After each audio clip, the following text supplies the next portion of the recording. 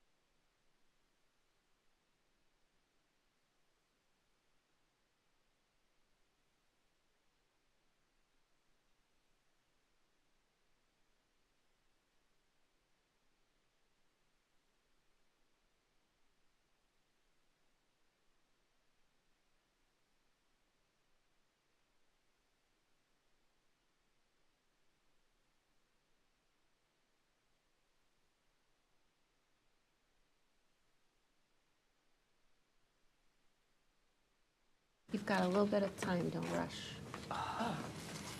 5:05 is when we're starting. Oh, okay. Huh. Hi, Jen. Oh, thank you.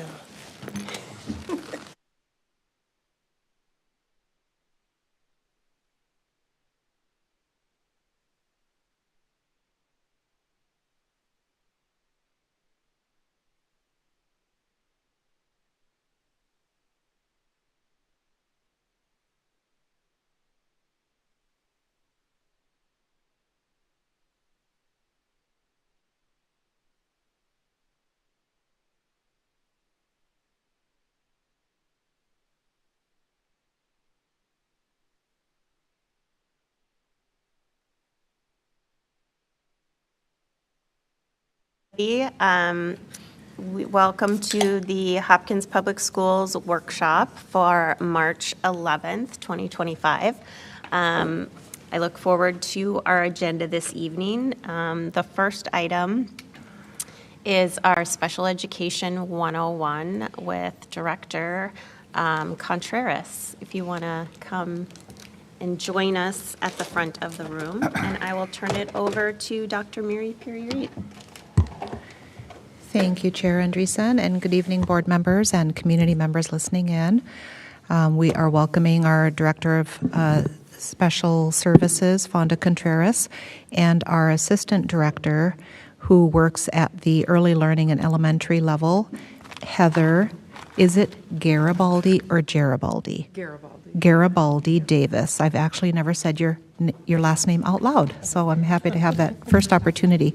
Welcome to the table, and we are responding to a couple of board members' requests to get some additional but more foundational information about special education. What is special education? How does it work? What is the process for identifying students who may need services? What do our services look like throughout Hopkins, from early learning through Transition Plus? And you'll get to hear from Transition Plus this evening, as they are our program spotlight. And we truly have a really amazing special education team, leadership team here in Hopkins. They're very passionate about ensuring that students receive high quality and equitable special education services according to students' individualized education plans, which that'll probably be our first acronym, is IEP. So whenever we say an acronym, we'll have to spell it out, especially for our listening audience out there in the community. But thank you very much for being here, Fonda and Heather, and I'll turn it over to you. Good evening, everyone. So we will begin. Yep. So I just put a quote on here. Able does not mean enabled. Disabled does not mean less abled.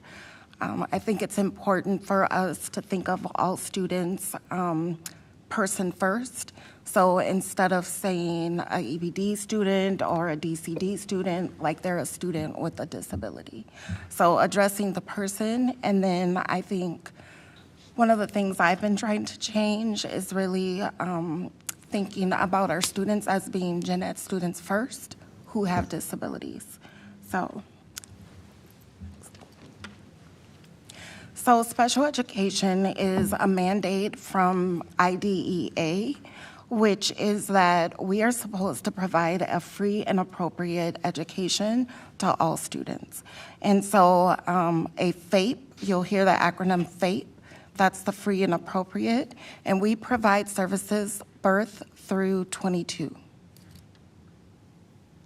And there's two parts. So part C are our earliest learners, birth through 5, and part B is 3 through 21. 3 through 22. So part C and part B are the two federal governance parts that we provide services to. So there are 13 categorical disability areas, and then DD is developmental delay, and those are usually our youngest students. So you can see kind of the list, but speech language, developmental cognitive delay, there's mild to moderate, and then severe and profound.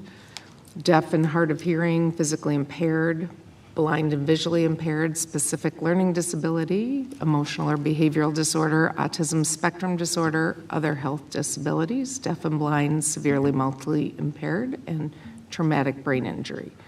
So there's lots of ways they can qualify for services. And the DD label for developmentally delay is kind of like a intervention category. So our students, if they have the DD label from early childhood, we have to reassess them before they turn 7 to see if what we call a big kids label, to see if they qualify for a categorical disability. So DD in the state of Minnesota, we have to retest before they turn 7 to see if there's still a qualification, or to see if that intervention stage helped them with any delays that they were showing. And so some states go as late as 8 years old, but in Minnesota, and I think there might be a couple states that go to age 9. So they're not put into these other categories. It's more that intervention stage. And so we provide these services across districts, across our settings in the district. Our early childhood, you may see more DD students until we can put them into a categorical area if they qualify and if there are needs. Our elementaries have specific disability areas for center-based students. So students that spend more than 60% of their time. We have EBD programs at Alice Smith and Meadowbrook. And then we have our autism program at Tanglin. We just opened up 2 DCD mild mod programs at Glen Lake, so 2 classrooms. And then we have 5 classrooms of mod to severe DCD students at Gatewood. So we just have 1 elementary site that doesn't have any services currently, and that's Eisenhower. I mean, they have services, but not a center-based program. And then our middle schools have all of the programs underneath in each of the sites, and our high school as well. So the child find process is the obligation that school district, special education, and general education staff have to determine if students have a need. And so typically, if they are in gen ed classrooms, we put interventions in place. If those interventions are not supporting the student enough, then we move into a referral process. The other way referrals come for Part B, so that's our 3 through 22, is if parents make referrals. And even with parent referrals, sometimes we still may do interventions. If the school doesn't have any data to substantiate moving into a referral right away, we may have a conversation with the parent and say, hey, we want to take your child to the SAT team, talk about interventions in the areas of need. Or if a parent comes with a medical diagnosis, we may choose to go forward with that referral right away. So there's lots of scenarios. It's really dependent on what data is being provided. And then for early childhood, referrals are made by parents, doctors, and Help Me Grow. So that is an organization that filters in referrals. And I believe our early childhood team has had well over 300 referrals this school year. Could I just ask, what is the SAT team? Yes, that is the Student Assistance Team. I think someone may have presented on that at a recent board meeting, but it's a team that comes together. It's typically made up of a multidiscipline team that comes together and talks about the interventions for students, whether it's behavior, academic, social emotional, attendance, what are all the things that are getting in the way of learning. So it's a holistic look at what should we be planning to put in place to support the student, not as a pre-referral, but just because it's best practice. What are the tier 1s, tier 2 supports, tier 3 supports, and then if supports are in place, targeted supports are in place for students and they are not making progress, a referral to special education can be made by that school team. Thank you. Mm-hmm.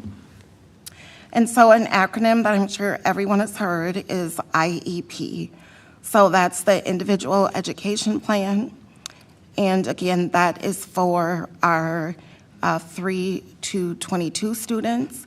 And then it's called a IFSP for students birth to 2.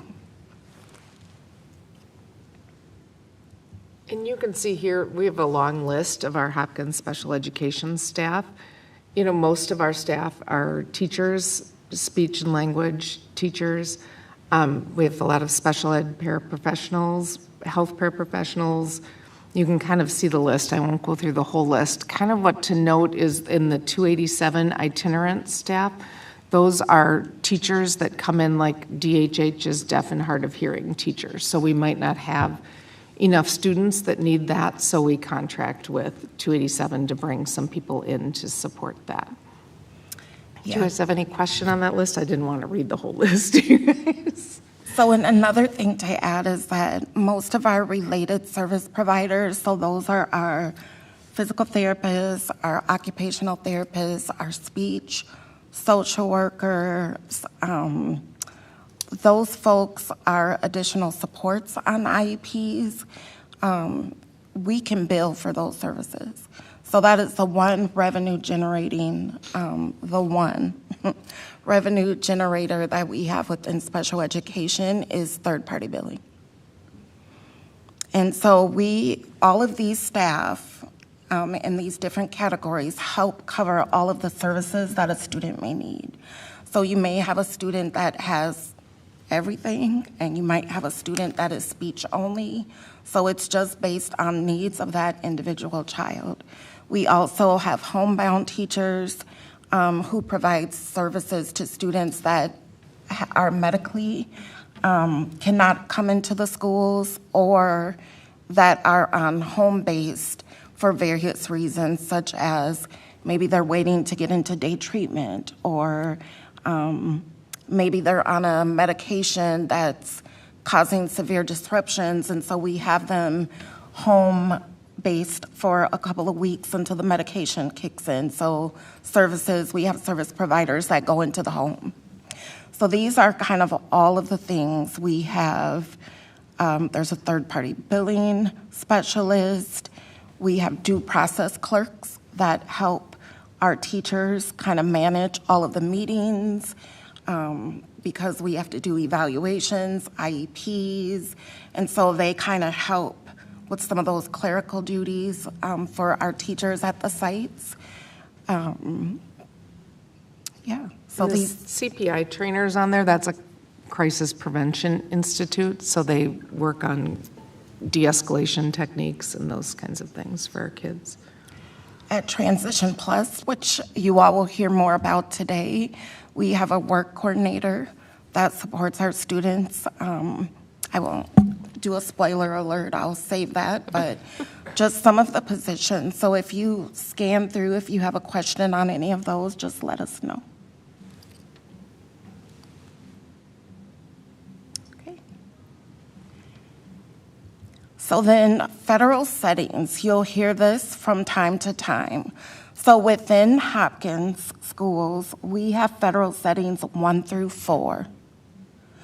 1 means least restrictive, so those students are with their gen ed peers more in their day than the other settings. And then our federal setting 2 students, our federal setting 1 and 2 is what you call resource students. So they are typically pulled out at the elementary level. There's push-in in early childhood. There's push-in in the secondary schools. And so 1s and 2s, it can vary depending on the level that the students attend. A federal setting 2 student, 21 to 60% of their day can be in special education.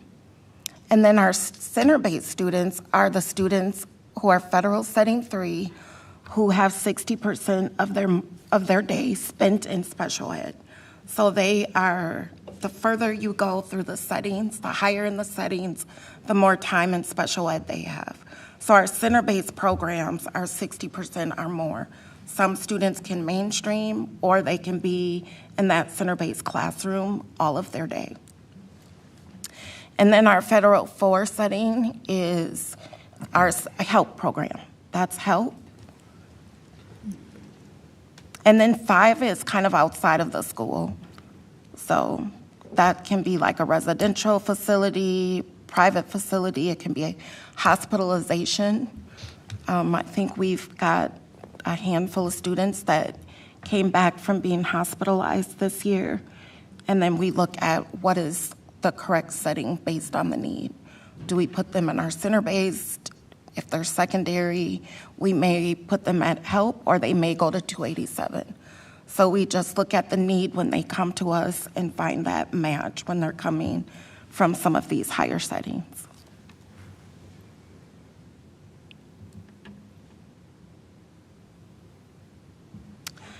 Could I ask a clarifying question? Yes. So I see that setting 5 is special education services at a private separate day school. So I guess I'm just wondering how that interacts with us as a school district. It's beyond us. Okay. Yep, it's beyond us. So oftentimes we have, I think there's been a couple students this year too, to access services at Gillette's because they were medically fragile and have to have like a long-term placement at the hospital. So those can be like federal setting 5s. And then we only cover them if the hospital was to be within the Hopkins boundaries. Okay. So we've not had to do that. Yes, in other districts, we have had to have providers work at the hospitals to do the educational component. Okay, Yeah. thanks. So here's some things that are going on in Hopkins. Definitely, we've had center-based program expansions over the years. I think when I started 7 years ago, we only had 3 classrooms at Gatewood. In the DCD program, we now have 5. We did not have EBD at elementary, so we definitely have added center-based programs because those needs are coming. And then those students matriculate up through the system at the various levels.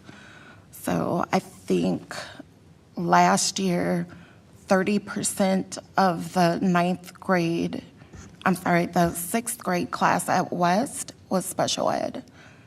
So we definitely have seen an increase in needs. Partnering, our department partners with IDL to make sure that there are interventions in place for students, whether it be academic or general ed.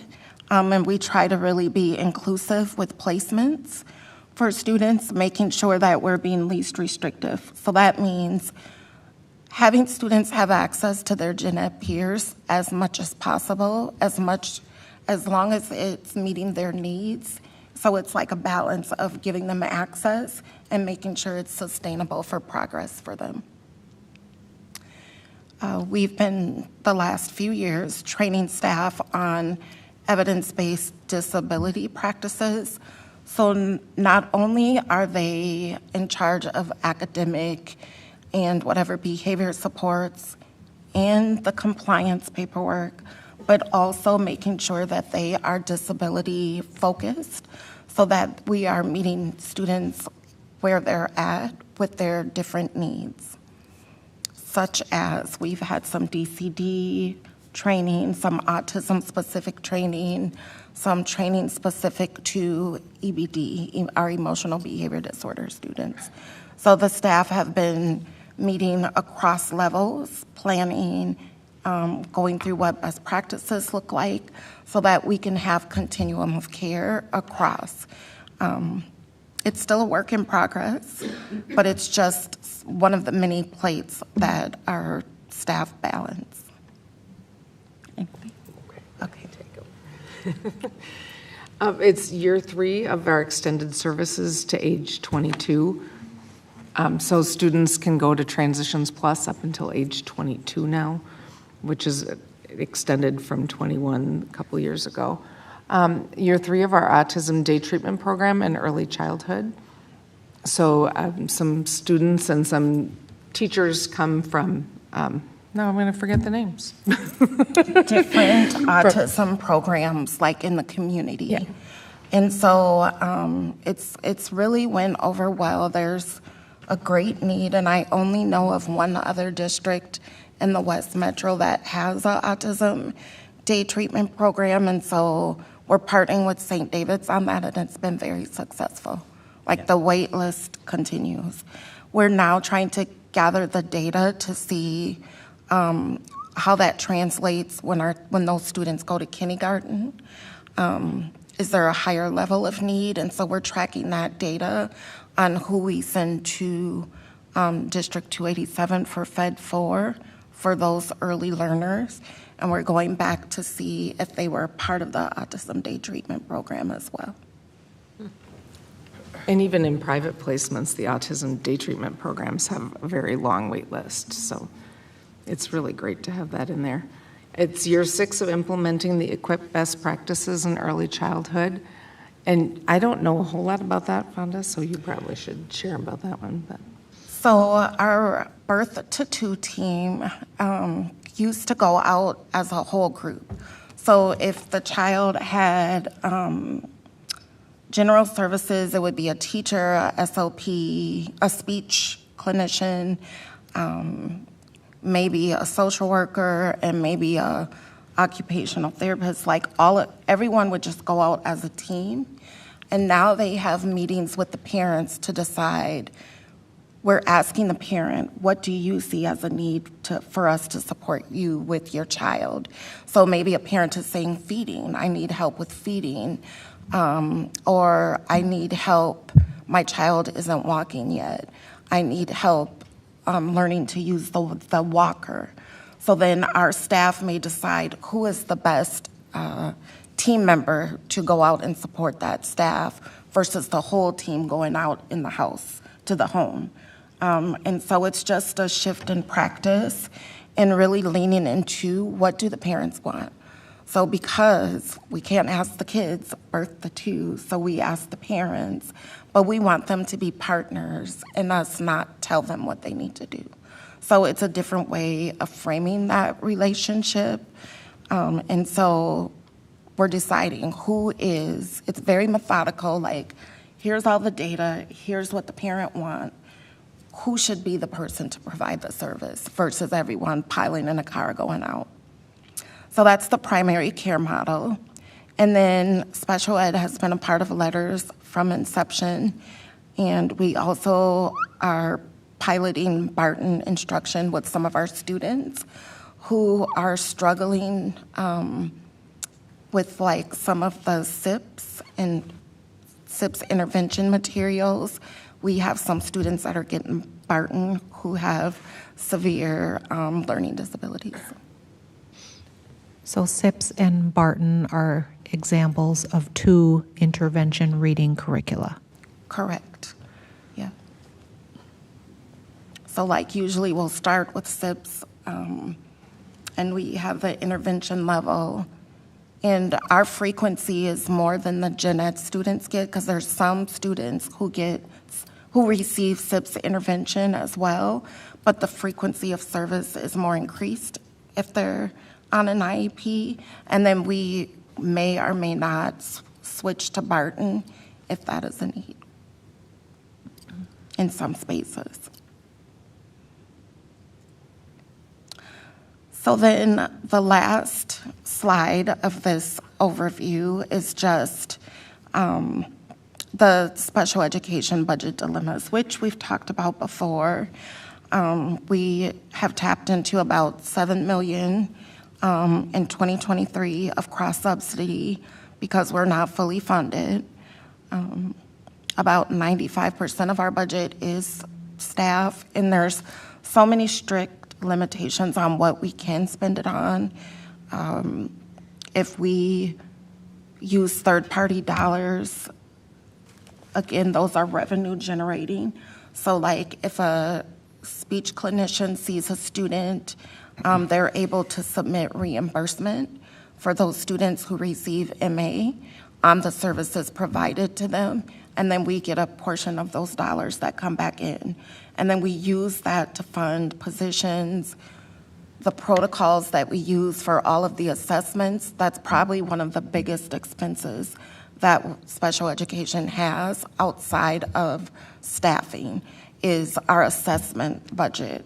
So like the testing protocols that everyone uses for an evaluation, because if it's a comprehensive evaluation, there's going to be typically an IQ. So the cost for the IQ testing material, if a teacher is testing on academics, there's protocols that we have to pay for that. There's speech protocols, occupational therapy protocols. So like everyone has protocols that they use. And part of our vision, connected to Vision 2031, one of our goals is to make sure that those protocols are culturally responsive. So each group has kind of looked at the different protocols. And so if you're a speech clinician at the high school, you're going to use a different protocol than what early childhood speech will use. But everyone has put the lens on to make sure that they're culturally responsive so that we are not over-identifying or qualifying students by race and disability. So protocols are part of the budget. And then we have to have materials for students for like walkers. So we have to purchase a walker if a student needs it for physical therapy. If that student can't get around without it and they don't have it, we purchase it. Things like wheelchairs, families usually will provide because those are transferable. But there are things that we need to maintain and purchase certain supplies. So that's kind of it. Yes, that's special ed in a nutshell. So how many sites? I was going to quiz you all on how many disabilities, but I was like, nobody's going to want to do that. But take a guess of how many sites you think we serve.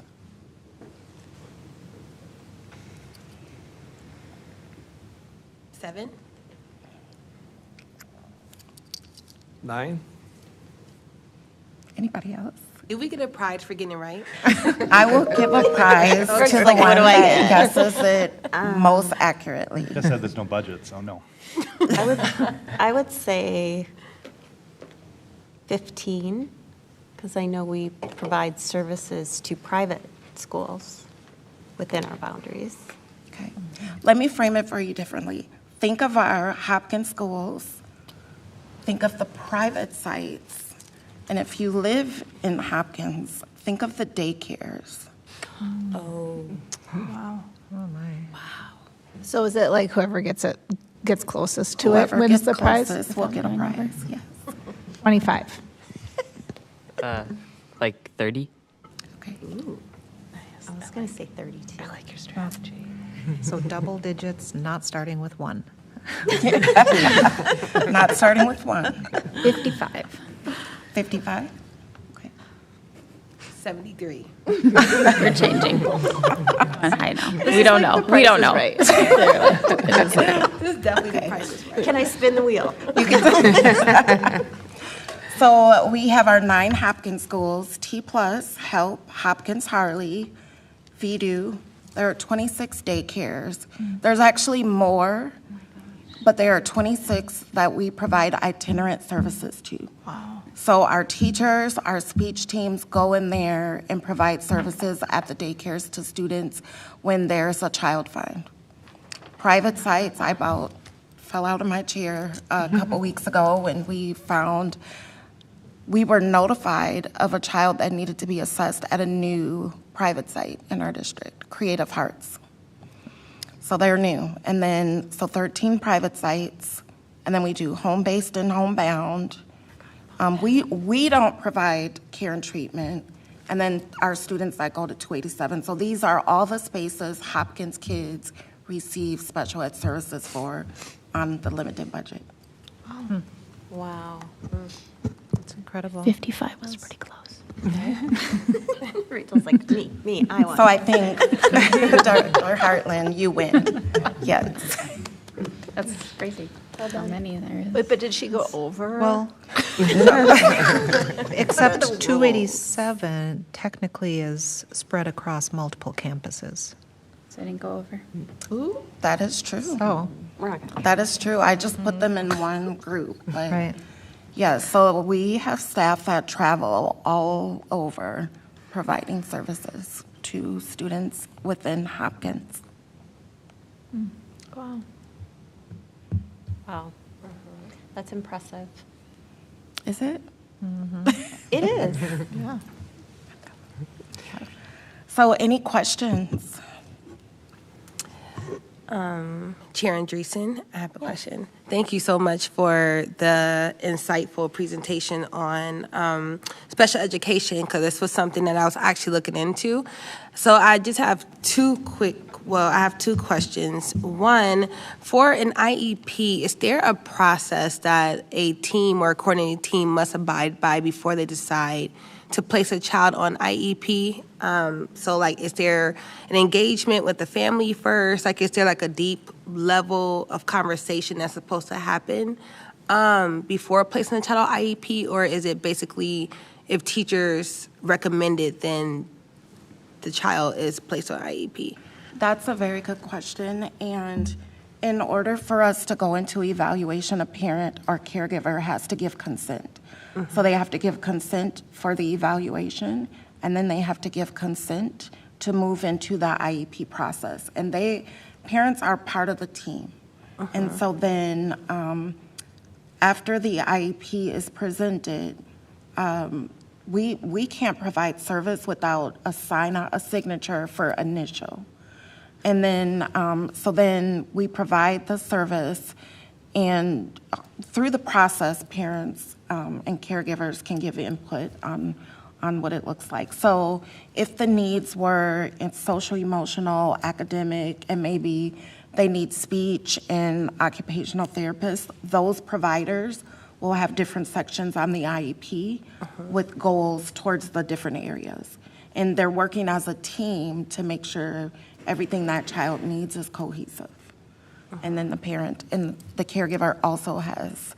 So they're not going to have that expert lens on like what an OT does, but they could say, well, no, this is what I'm seeing with the fine motor or whatever, gross motor. And so then they'll have conversations around the data. The evaluation drives the IEP. It's like in the medical world, whatever diagnosis, that drives the medication and the medical plan. So the evaluation drives what's in the IEP. Sometimes, yes, like sometimes we get requests, and I think it's just an education for parents and caregivers too, to learn the process, and for our teams to be supportive when we have students newly qualifying. But like, we had a parent recently ask for a Fed4 placement. And so we had to describe, like, no, we always stay least restrictive. And if we see that need, we'll bring you into that conversation. But so it's just a learning experience, I think. So that was a long way to answer your question. But, It was a good way. Thank you. You're welcome. I was just inquiring about that process because it's just been coming up more in conversations that I've been having with parents is about like the IEP. And there's a lot of misconceptions about IEPs, especially in our community. And so really want to just get a deep understanding of what those, like what they are and what they mean, and like how, like what type of weight does it hold for a child's educational journey and opportunities. And then also another quick question, for our blind students, are there Braille copies of like all of the assignments that, is given to, let's say if there's ninth graders and there's a blind student who's in ninth grade, do they all have, like if it's the assignment offered in Braille, like do they have that available or accessible? Yes, so our visually impaired students can have access to Braille and/or whatever they need, and that is one of the service providers that we use through 287. Okay. So, yeah. And I know that, like, a couple weeks ago, the 287 teacher dropped something off for one of our students who needed it. So, yes, I do know that they're using Braille. Thank you. Chair Andreessen? Yes. One of the slides mentioned contacting our rep, Cheryl Joachim. Do you have a specific ask? Is that related to like loosening uses of funds?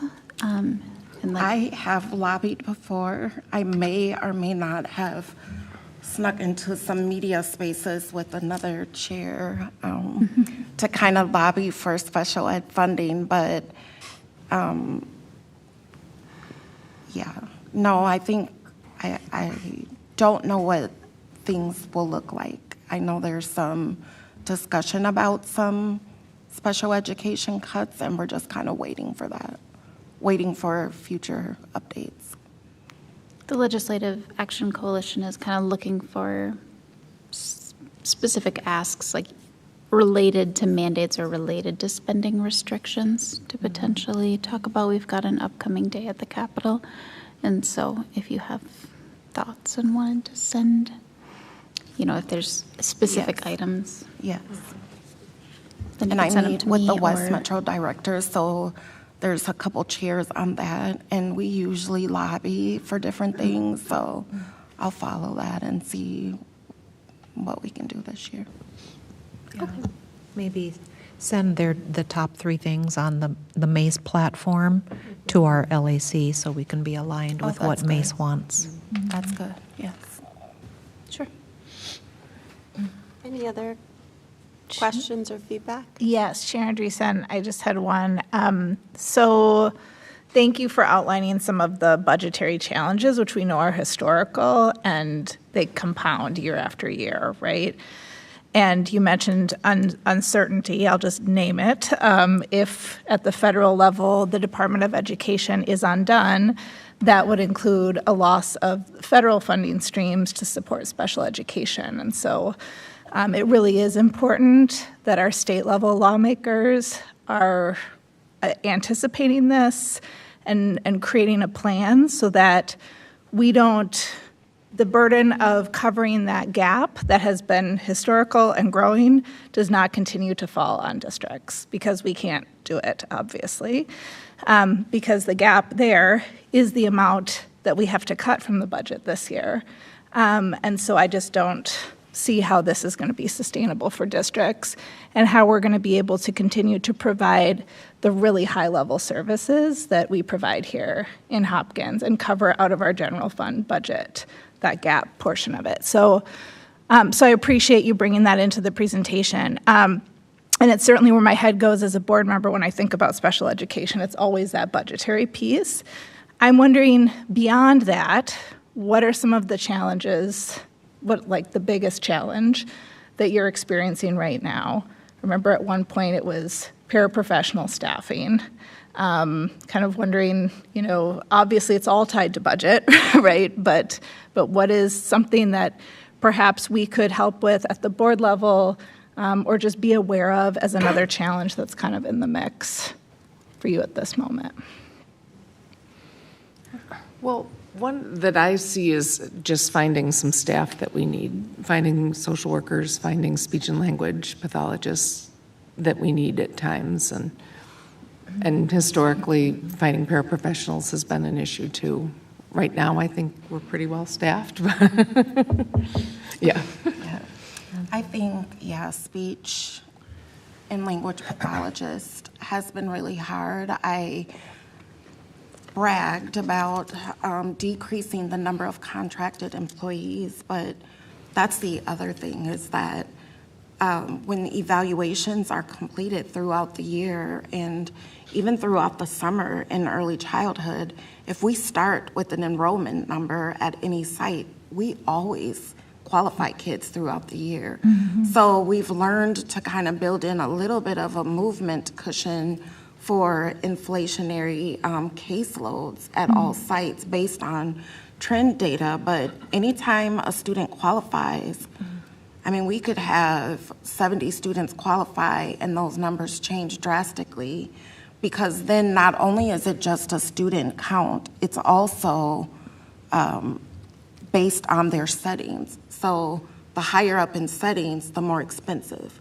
For instance, and I would love to take you all on a tour of some of our programs, but like if it's, let's say the Compass program at Glen Lake, those students have multiple physical impairments. They're severely impaired. So they need staff to move them. They physically need staff to move them around. And they're our most medically fragile students in the district. Well, that staffing is 6 to 2, or 6 to 1. So 6 students, 1 teacher, 2 paras. So if more students qualify for that throughout the year, that's adding staff or adding programs. Because we, by statute, some of our center-based programs, all of our center-based programs, we have to follow statute on that staffing, and it's pretty low. It's a high staff to student ratio. And so when more students qualify and they qualify for Fed 3 or even higher, the expenses go up. So it's not just maybe the 76 kids that qualified after the school year started. Nope, it's where are they going, because they all aren't in general ed classrooms. So that's a cost factor too. So I would just say the increased needs and increased cost, and then finding highly qualified staff to support those students. Thank you. Chair Andreessen, can I ask one more quick question? While we're I talking, just want to see if anyone else wants to Oh, ask yeah, a yeah, question. Any, Chair Andreessen? Yeah, go I do have a question. I heard you said at West, 30% of the kids have an IEP or special or needs. Is that statistically strange? Is it, what's going on with West compared to comparable schools? And like, is North and high school also have similar? I think it was because we had so many students matriculate from our elementaries. Yeah, it just was the year of, that was like a standout year for them to have that many students. But I think they're just moving up. You all are seeing the increase of that rush of students that we had coming through early childhood that had been predicted. So when I was like, we got so many students come, like now we're seeing them come up. And do you anticipate that trend sustaining itself? Like, is West going to be, inundated consistently more and more, or is it a fluke? We'll have to watch the numbers. Okay. Yeah. Thank you. Yeah, it's not slowing down, and I think, so this year, we opened up 5 center-based classrooms. So we moved one of the EBD classrooms from Meadowbrook to Alice Smith. We opened up the 2 classrooms at Glen Lake. So prior to, they just had the physically impaired, multiple physically impaired students in the severe range at Glen Lake. We added the 2 DCD mild mod 2. That's a high number.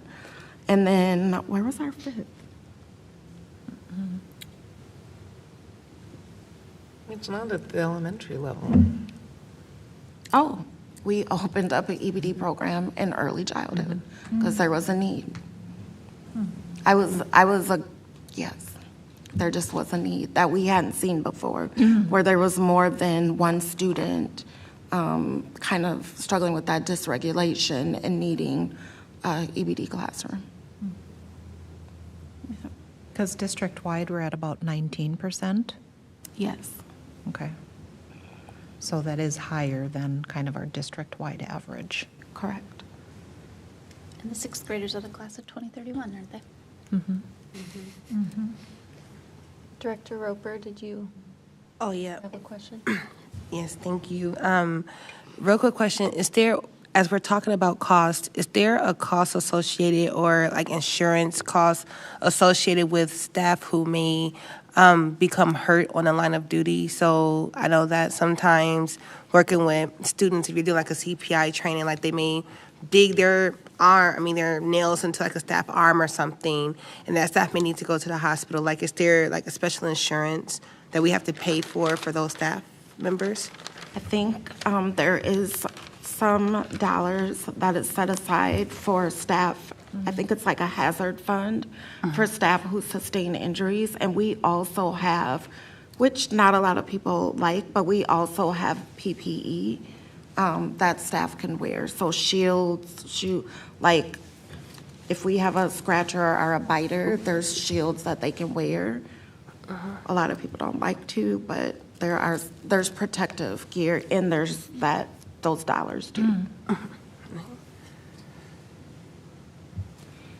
Thank you. I wanted to just express gratitude that you were here. I think that often, at least I know I came from an educational environment where the special education department was not seen and not heard. And so I really appreciate that we're putting a spotlight on the amazing services that Hopkins provides. And I also this is just kind of a personal piece of mine, is that I caution people to think holistically about our budget. I know Minnesota tracks special education differently than other states. And these are all our students. Some students require more to succeed. And I think that looking at it that way is helpful, because those are students whose needs are being met in Hopkins. I also recognize the reality of it's becoming increasingly difficult given the current state of things. And I, too, have a lot of concerns about what might happen to our future when the most vulnerable students do not have access to any sort of opportunity for education. So thank you for being here. I think this information is really important for all of us to grapple with and to understand. So I appreciate your time. Thank you. Next time, we'll give you all an acronym quiz. Oh, no. Oh, no. I didn't even remember SAT. Oh, I thought you were doing like the teacher thing. Like, can you remind us what that means just for everyone? I didn't remember. So that takes us to the next item on our agenda for the workshop, which is our business development plan. I would invite, is it Director Jefferson up to the table? Coordinator? Yeah. Welcome. Thanks for being here. Dr. Mary Perry Reed? Thank you, Chair Andreessen. While surely our goal as a district is to prioritize and provide high-quality education for all of our students, and this is a very costly venture, and we recognize that traditional state funding alone is becoming increasingly insufficient to sustain and even expand our innovative programs, our student supports, and we know that our community expects and also deserves high-quality services.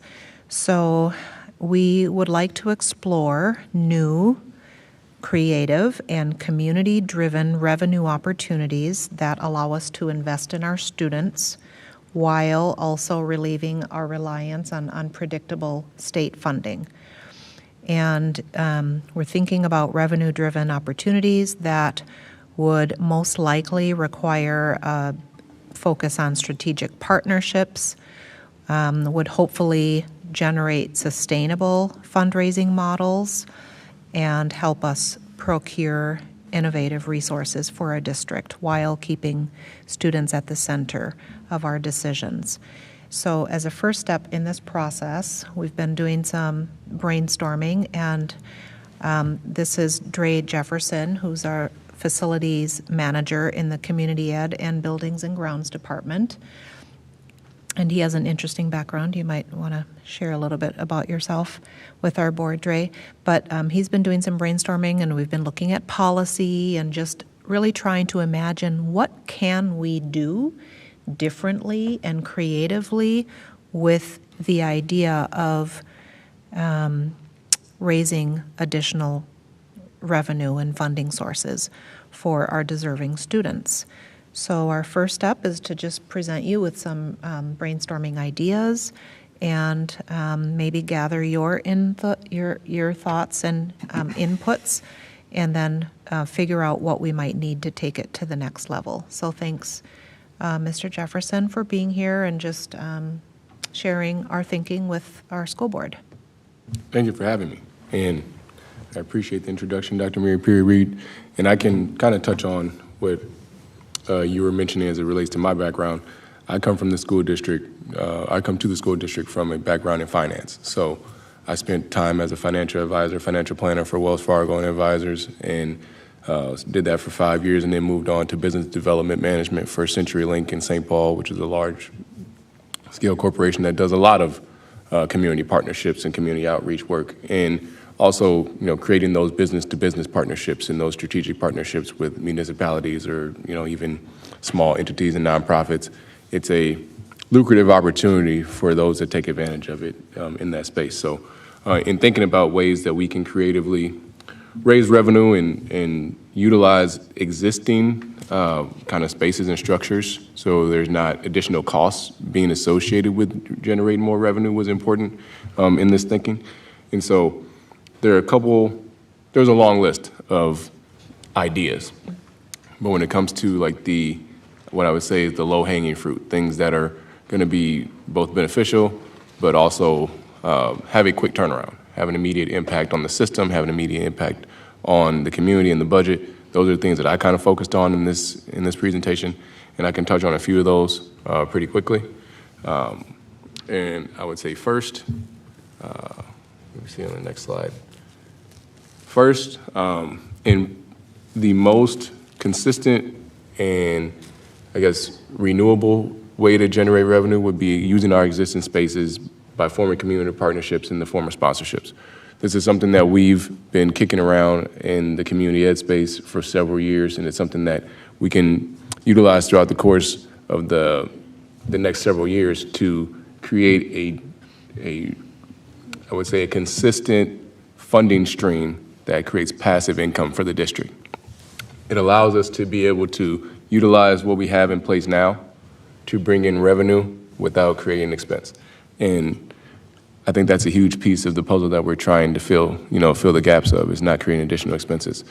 We have a lot of different forms of sponsorships that we can look into. The ones that, I've kind of focused on is using our spaces and places to build partnerships with business entities so they can do some marketing. Obviously, that gives the district some power and control to be able to build strategic partnerships and partnerships that kind of align with the vision of the district and the values of the district as well. And then it's something that can impact businesses in our community and create those relationships with the community and those businesses and be mutually beneficial. Site enhancements are things that we can also do as it relates to kind of low cost, potentially, or no cost infrastructure. So we look at, our parking lot here at Eisenhower Community Center, a lot of space.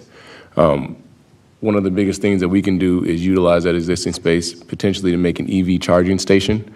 It's something that we talked about. That's a way to generate passive income, support the vision and values of the district when it comes to sustainability and clean energy. Those are things that we can, potentially do solar power. There's those different options in that space. And it's not a completely no-cost endeavor when it comes to a level 2 charger, which is your kind of base model of if you have an EV vehicle to be able to charge your car. It's a $5,000 investment per structure. Do we need to have 20 structures in our parking lot to be able to make the income that we need to? Probably not.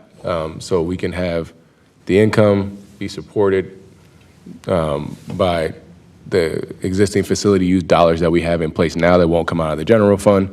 Those are site enhancements that we can utilize right away.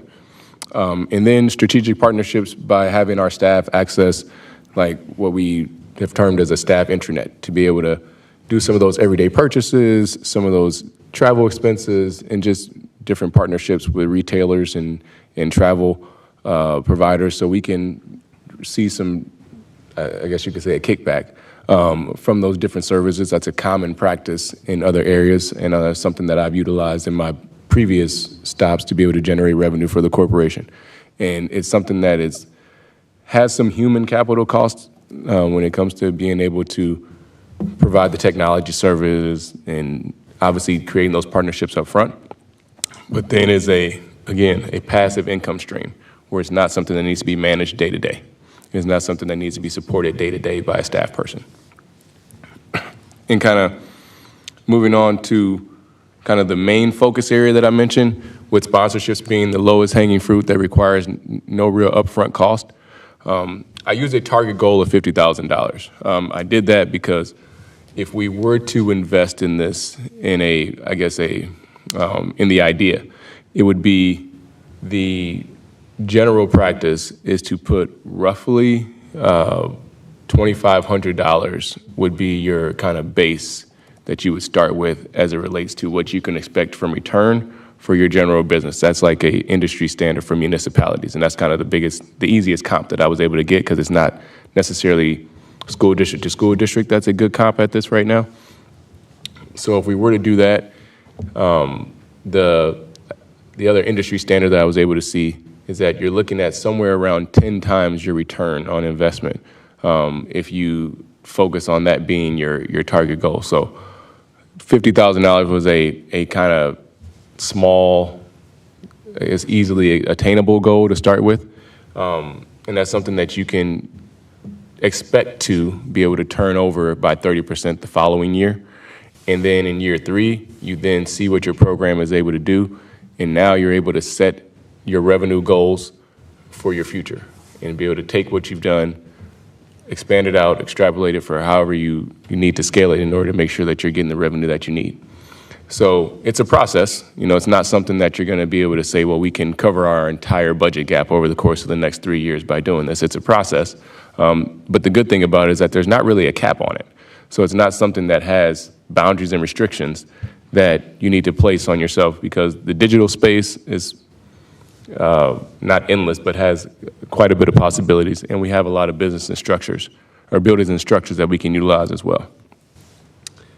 And the how, I think there's 3 different approaches that the district can really tap into right away.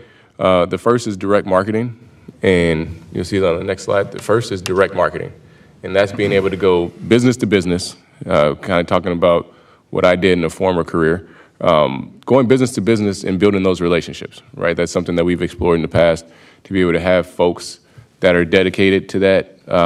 It is a lift, and it does require capacity, but I think the outcome would definitely be worth the lift. And that's probably going to be the greatest return on investment, because you're building those relationships directly. You're able to, kind of create the need, and then create I would say the market you can dictate to the market what you need when you go to it directly, and you're not going through a third party. The other approach is kind of a shopping cart theme, where you'll see other districts. I know Minnetonka does this in their elementary schools, where sponsors are able to go right on their website and point and click, and now you add it to a shopping cart, and you can donate money right there from the site. That's probably the most passive way to do it, where you're not incurring any additional costs whatsoever, but you're also losing the ability to kind of determine who you're partnering with, and you're taking money really from anybody, which I guess can be a good thing at times, but also you want to make sure that they align with your values. So it would have to be some kind of gatekeeping as it relates to that.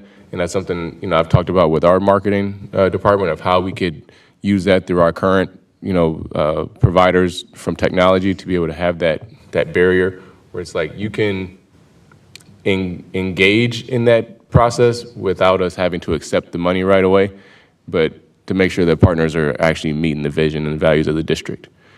They're probably less likely and most less cost-effective is to hire a full-time consultant. There are people, I've met with several of them over the last few weeks, that do this work for municipalities all year round. And so you can hire a consultant, and they're at that $2,500 mark or $2,500 per month mark too, and they claim to be able to provide 5 to 10 times your investment by having them go and do this work for you full time. Now that requires a big investment, right? Like the $2,500 a month, that's an additional staff person. So it's a big investment, potentially a big return. But if we have folks in the district that have the capacity to put this together, there are ways to avoid that. If you want to, maybe shoot for the stars, then you hire that consultant and you give them, the task of returning. We need, $200,000. We need $500,000, and this is what we want you to seek. And that's kind of a task that you can assess to them, as opposed to our internal staff that have the limitations of their other work, right? So Those are the ideas. And all these things are designed to be ways that we can enhance the district without providing an additional funding barrier, right? We want to be able to be creative, be strategic, but also sometimes you have to spend money to make money. This is a way to avoid that in a little, in an effective way. So keeping it brief, keeping it short, wanted to take some time to answer questions. I've been doing a lot of homework on the different policy impacts and the different statutes that we have to follow, especially just our own school board policies as it relates to sponsorships and things of that nature, to make sure that we're following the best course of action here. Thank you. Thank you so much. Thank you for bringing this forward and for all the work you've put into it. I can tell it's well thought out. And I'm glad you mentioned that policy and statute intersection, because that's where my mind went almost immediately. So thank you. Any feedback or questions from anyone else? Chair Andreessen? Yes. So thank you very much. I appreciate the outside-the-box thinking and the fact that you said that kind of the closest comps to look at for this type of model would be municipalities, means that other school districts haven't really started tapping in to some of this potential. And so I definitely appreciate the forward-thinking aspect of the plan. I'm trying to figure out kind of like how to accurately capture my concern.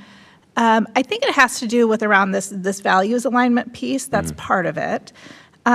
We also, we've partnered really effectively, certainly in the past, with smaller businesses, local businesses in the community, like through the Hopkins Business and Civic Association, where we really do have relationships with those people. Many of them have kids or grandkids or, young people in their lives in Hopkins schools. So there's that very community-based feel. And then I also understand that with smaller businesses, there may not be that greater potential for revenue as with a larger corporation. My concern around larger corporations is the values alignment piece, and we know that the values of corporations shift depending on their shareholders. And so I guess my concern would be navigating some of those complexities once we've cultivated a relationship with a business. So I guess I'm not a fan of the passive marketing shopping cart approach, because that seems like they choose, but we don't get to really negotiate that relationship, right? My concern would be after we negotiate that relationship and, we have a soccer field named after that company or something, and that company makes a decision that is not aligned with Hopkins School's values, how we would kind of navigate those things. So I don't expect you to have answers to all of this because I've just posed this huge hypothetical, but wanted to name these things as we continue to flesh out this model. Yeah, and I think that's a great concern to voice, because things do change. And, we all see it in our world every day. Things change quickly. And I think having the opportunity to be the resource, we provide the value, right? Our community, the people that walk in our buildings, the people that access our spaces, they provide the value to the company. So then you can set your own terms. So now, there are opportunities to create that relationship and structure in a way where if you do violate any terms of this agreement the same way that we would, maybe that relationship gets severed. But when you create the value by having the opportunity for other folks to come in, it's more likely that people will then at least work with you, and that relationship grows over time to where those values align. And if they don't, then you go your separate ways. I think if we're providing the value and we're providing the marketing opportunity for these businesses, then of course we want to align with those that align with us. But you can also set the terms and conditions under which you're willing to partner. So that sounds like it happens at a contractual level. Right. Okay. And that's something we've talked about in the early stages when we were getting community feedback about renaming the Royals Athletic Center. Right. And it was naming rights became something that people wanted to discuss. And it's that has to be set in specific terms. There's going to be term limits. we may want to name it after a company or entity for 5 years, right? But that's going to be a specific return on investment. That relationship is not perpetual. It's something that we have to be, really, intentional about setting terms.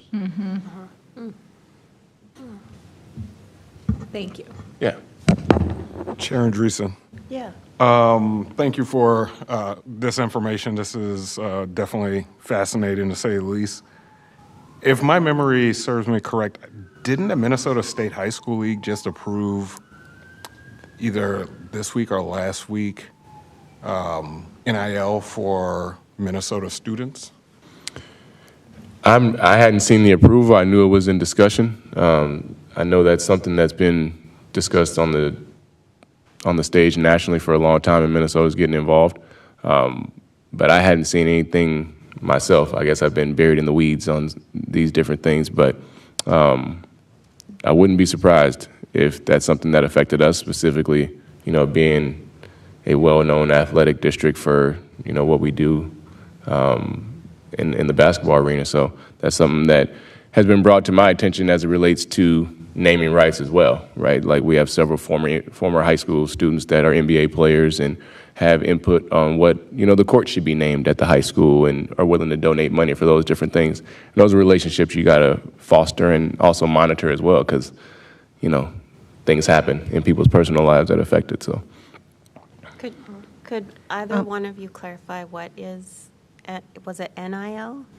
Yeah, name, image, likeness, where college students get paid by, I guess, sponsored. Have you seen like Caitlin Clark with her deals with Nike?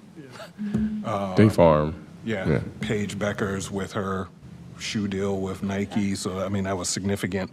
Yeah. So I think, I thought I could have been Yes. making this up and dreaming, but You didn't. okay. So in 2022, the high school league approved a policy allowing high school athletes to engage in NIL activities. Okay. Wow. I thought I saw or heard something like either last week or this week about that.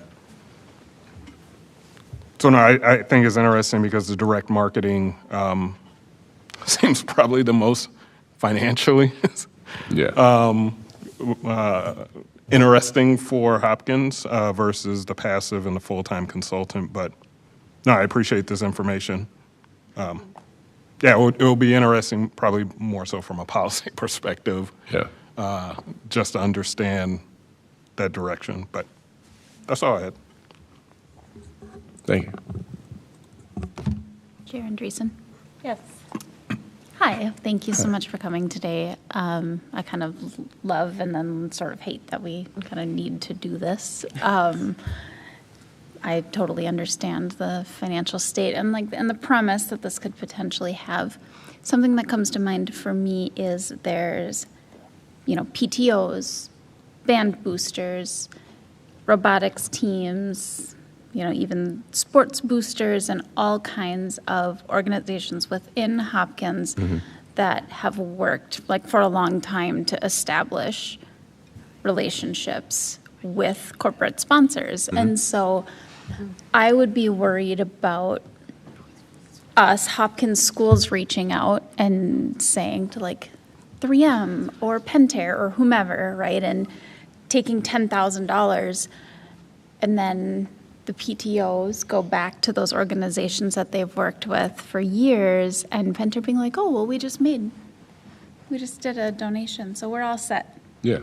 And so I'm wondering if that's on your, kind of a next step is talking with leaders in all these various spaces, because sometimes they're parents, they're not staff, or they're part-time staff, like the robotics coach.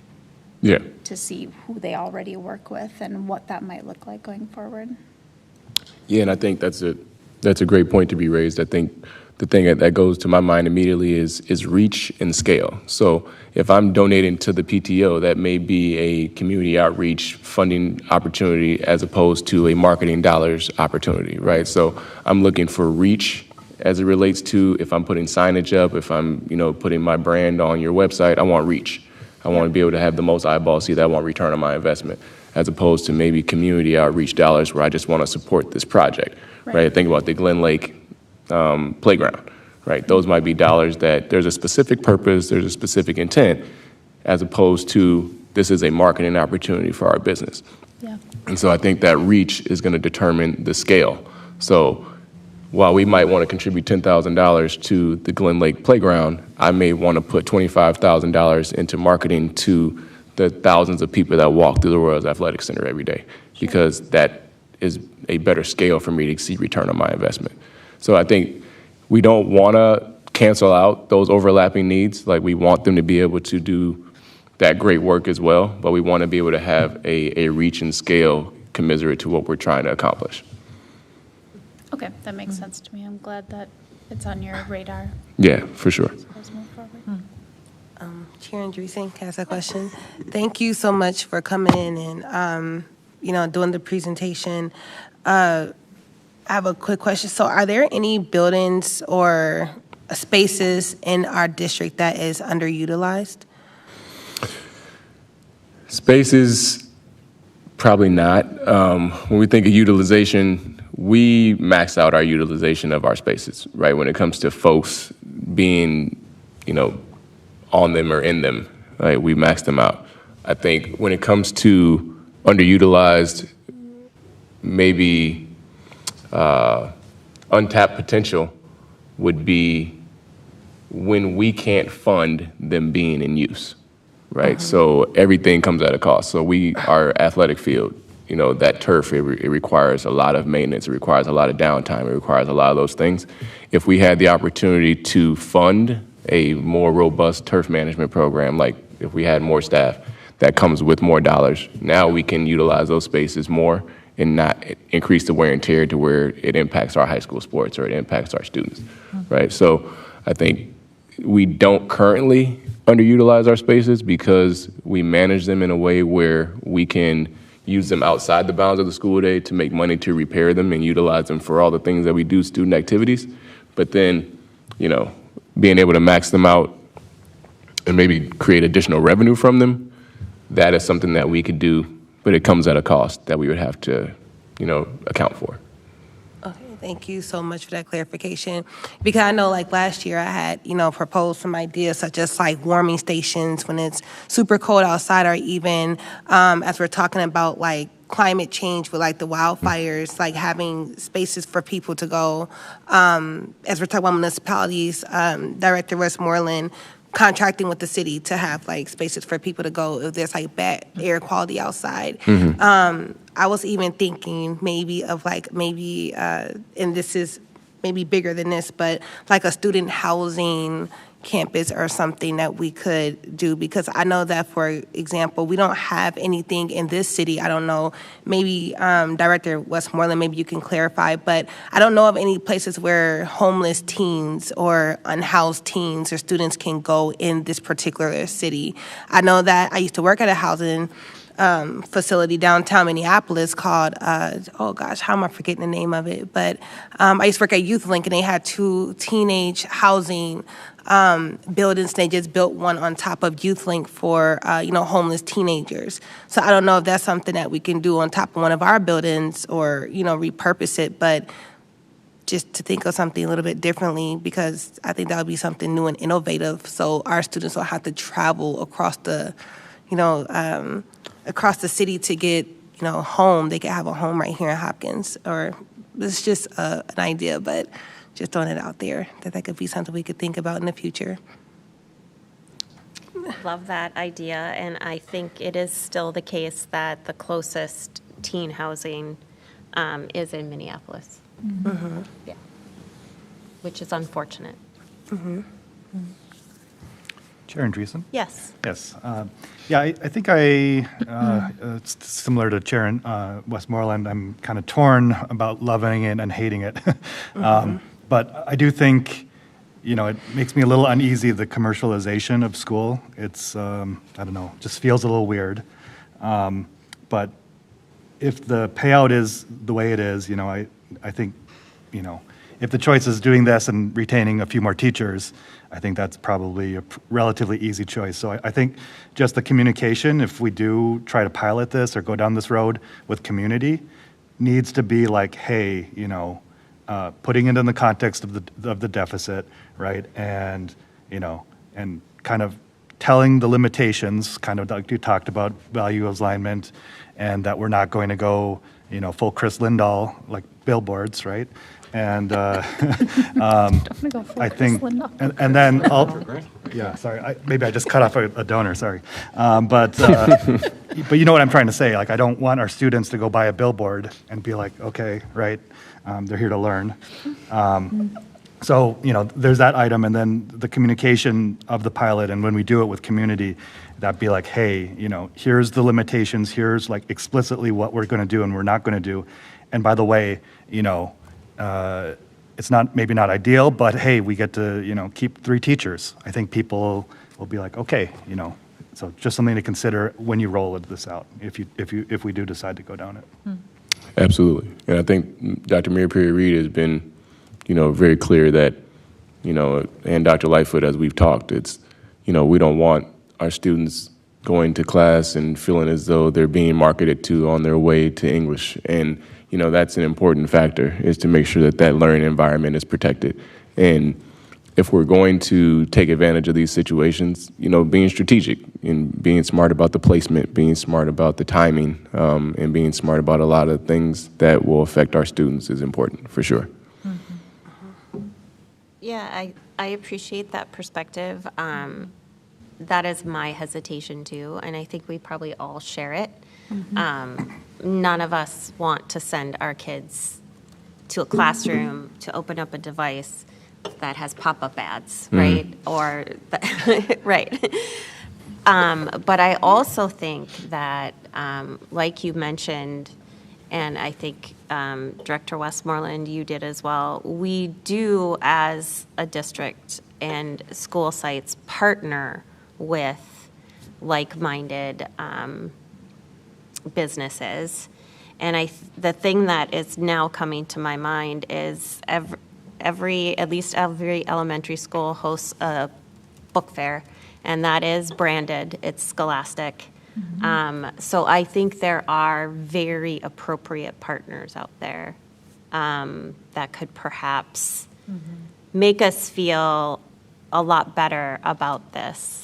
And I think that should be the focus. Like, don't just go after Target because you know you get a lot of money, but really like being intentional about who are we partnering with. And so that example is making me feel better about this proposal, which is an excellent proposal. I didn't need to feel better about it, but just in that makes that hesitation less when thinking about that. And I do think it, oh, go, sorry. No, I was just going to say, and I can think of other partners that would be very similar. And I think there is some power in the students maybe potentially seeing these large corporations that they may feel invisible to supporting them, and showing that they support the mission and value of the district that they call home. And if those partnerships are strategic and very, they're well vetted, that the value, you know, that these young people will see in feeling supported by maybe the big corporation that they didn't ever feel seen by, could be a powerful tool for them in their educational journey as well. Yeah, thanks for that. Anyone else? Well, thank you so much Thank you. for this presentation, your ideas, and your time.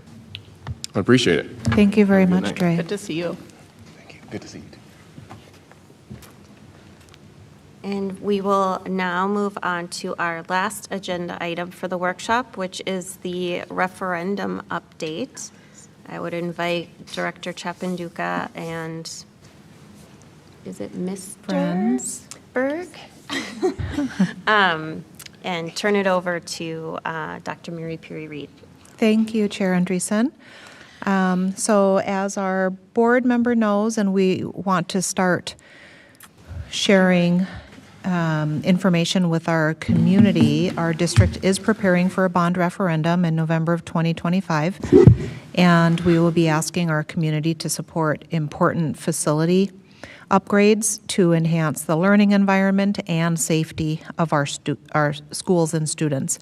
So if approved, this funding would allow us to invest in safety and security enhancements, expand student-centered and flexible learning spaces, improve accessibility and inclusivity, including renovating single-stall bathrooms at our high school and beyond.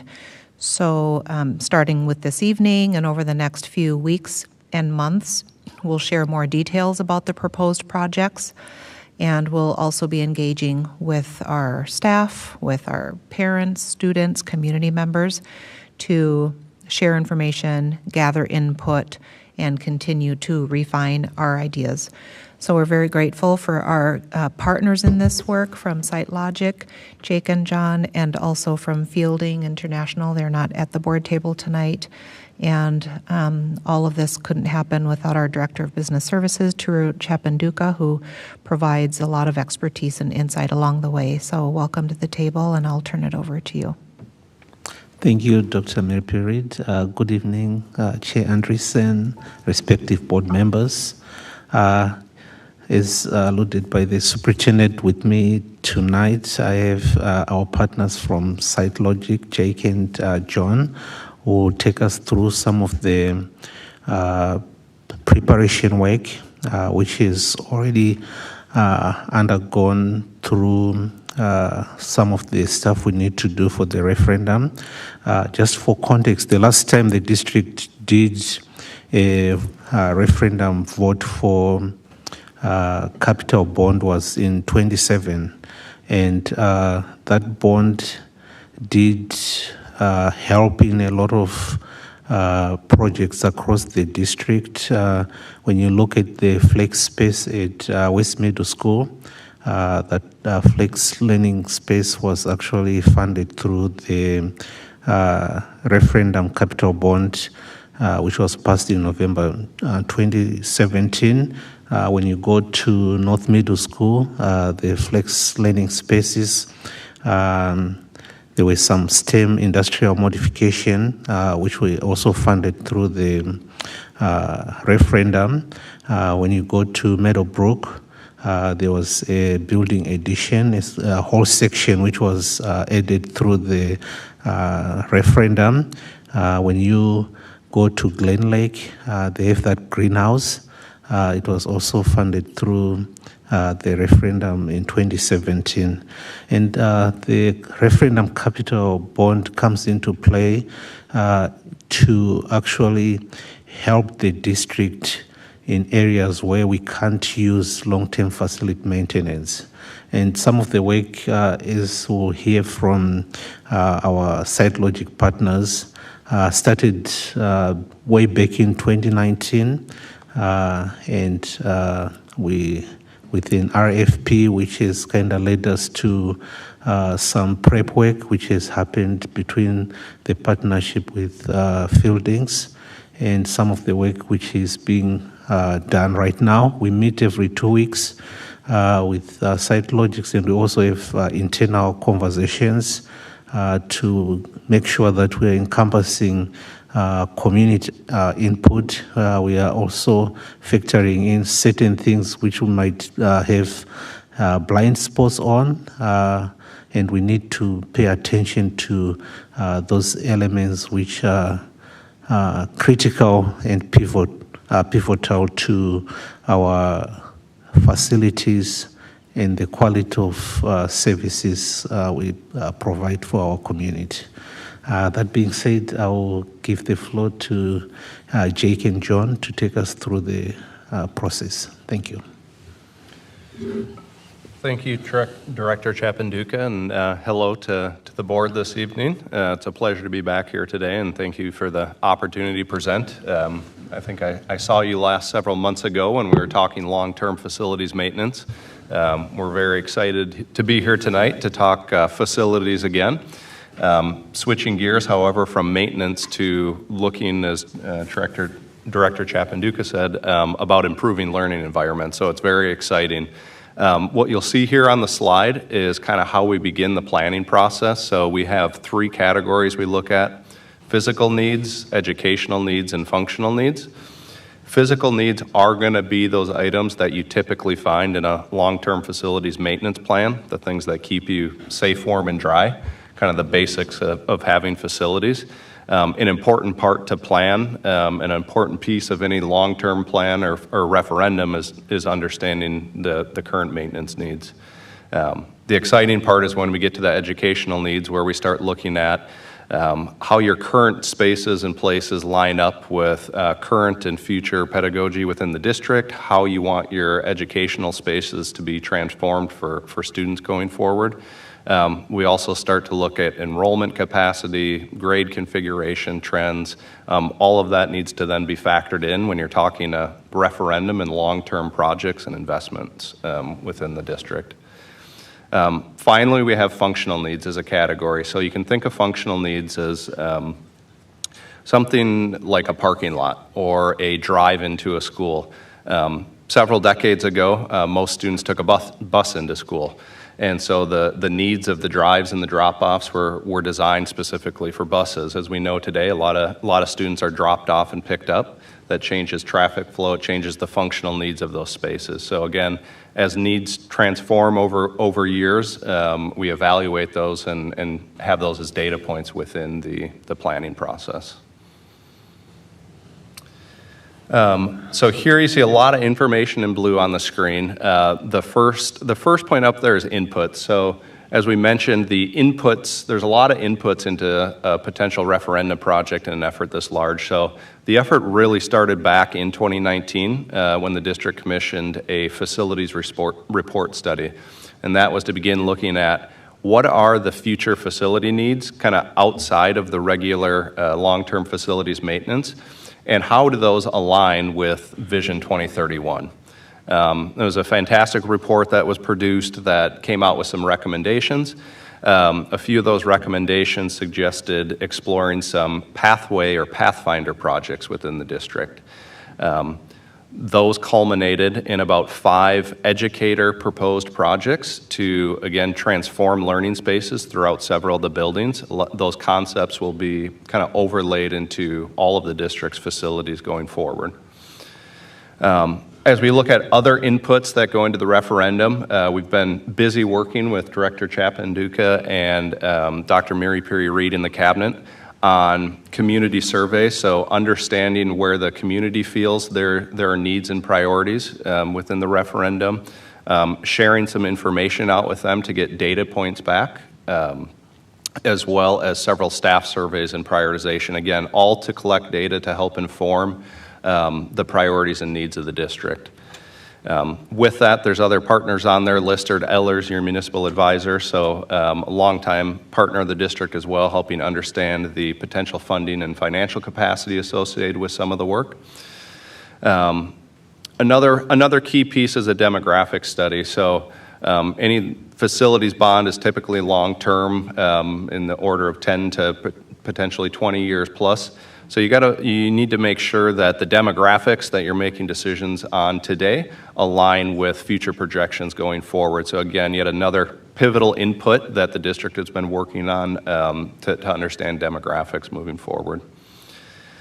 The process as well has been widened out to include several stakeholder groups within the district. So we have currently planned over the next month several focus group sessions where we'll be meeting with special interest and focus groups throughout the district to both communicate some of the information that's been gathered in the inputs, as well as seek feedback and data points on what their maybe specific or focus group needs and areas would be.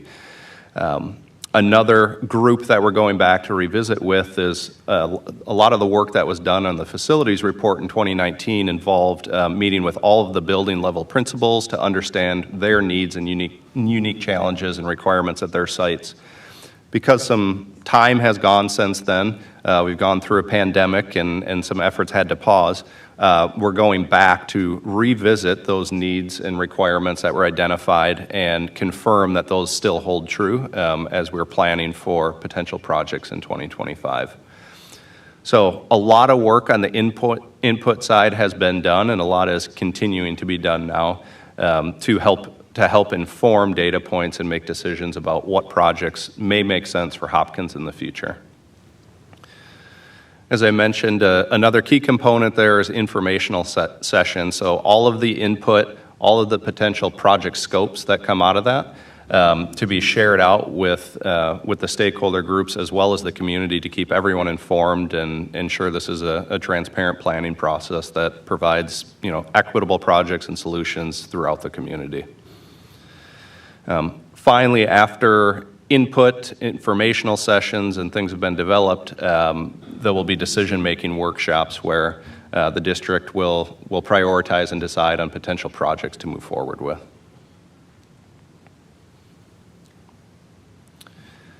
So I wanted to put a few high-level timelines together. We mentioned about the facilities report in 2019.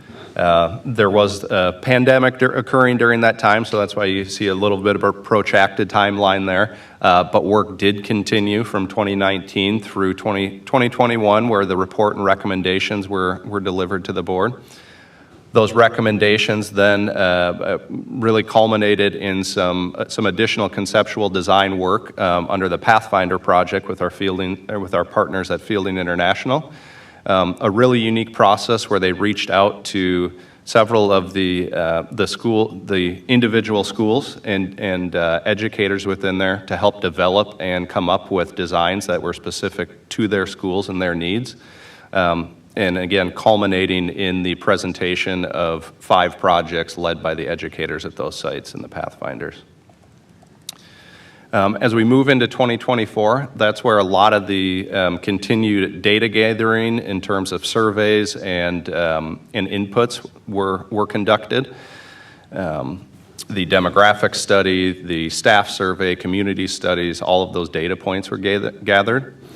And as we look to the orange box there in the bottom left, currently we're in the planning and development stage. So taking all of the data inputs as we're still working with leaders in the district to cement the needs of those, developing detailed conceptual designs, putting project scope and cost estimates together for those potential projects, and construction phasing plans as well.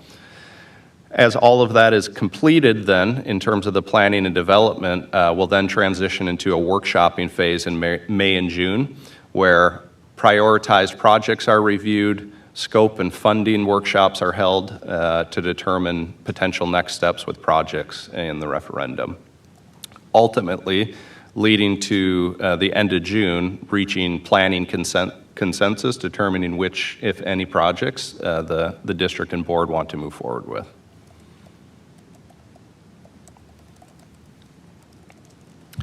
And I pulled out 4 key milestones here, working backwards. So you'll see November 4th as the election day, kind of working backwards from that date. We have several key milestones. I highlighted 3 here. August 22nd being the filing deadline for that election.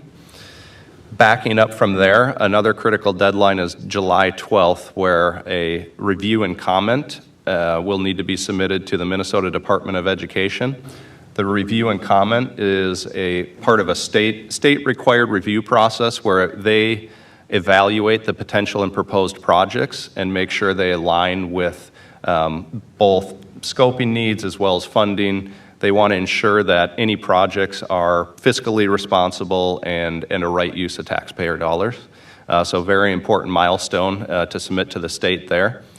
And then really that date on the 12th kind of drives the timeline for determining project scopes and budget. So we'll need to have plan consensus and approval at the end of June, looking at June 27th in order to get that review and comment submitted to the state of Minnesota.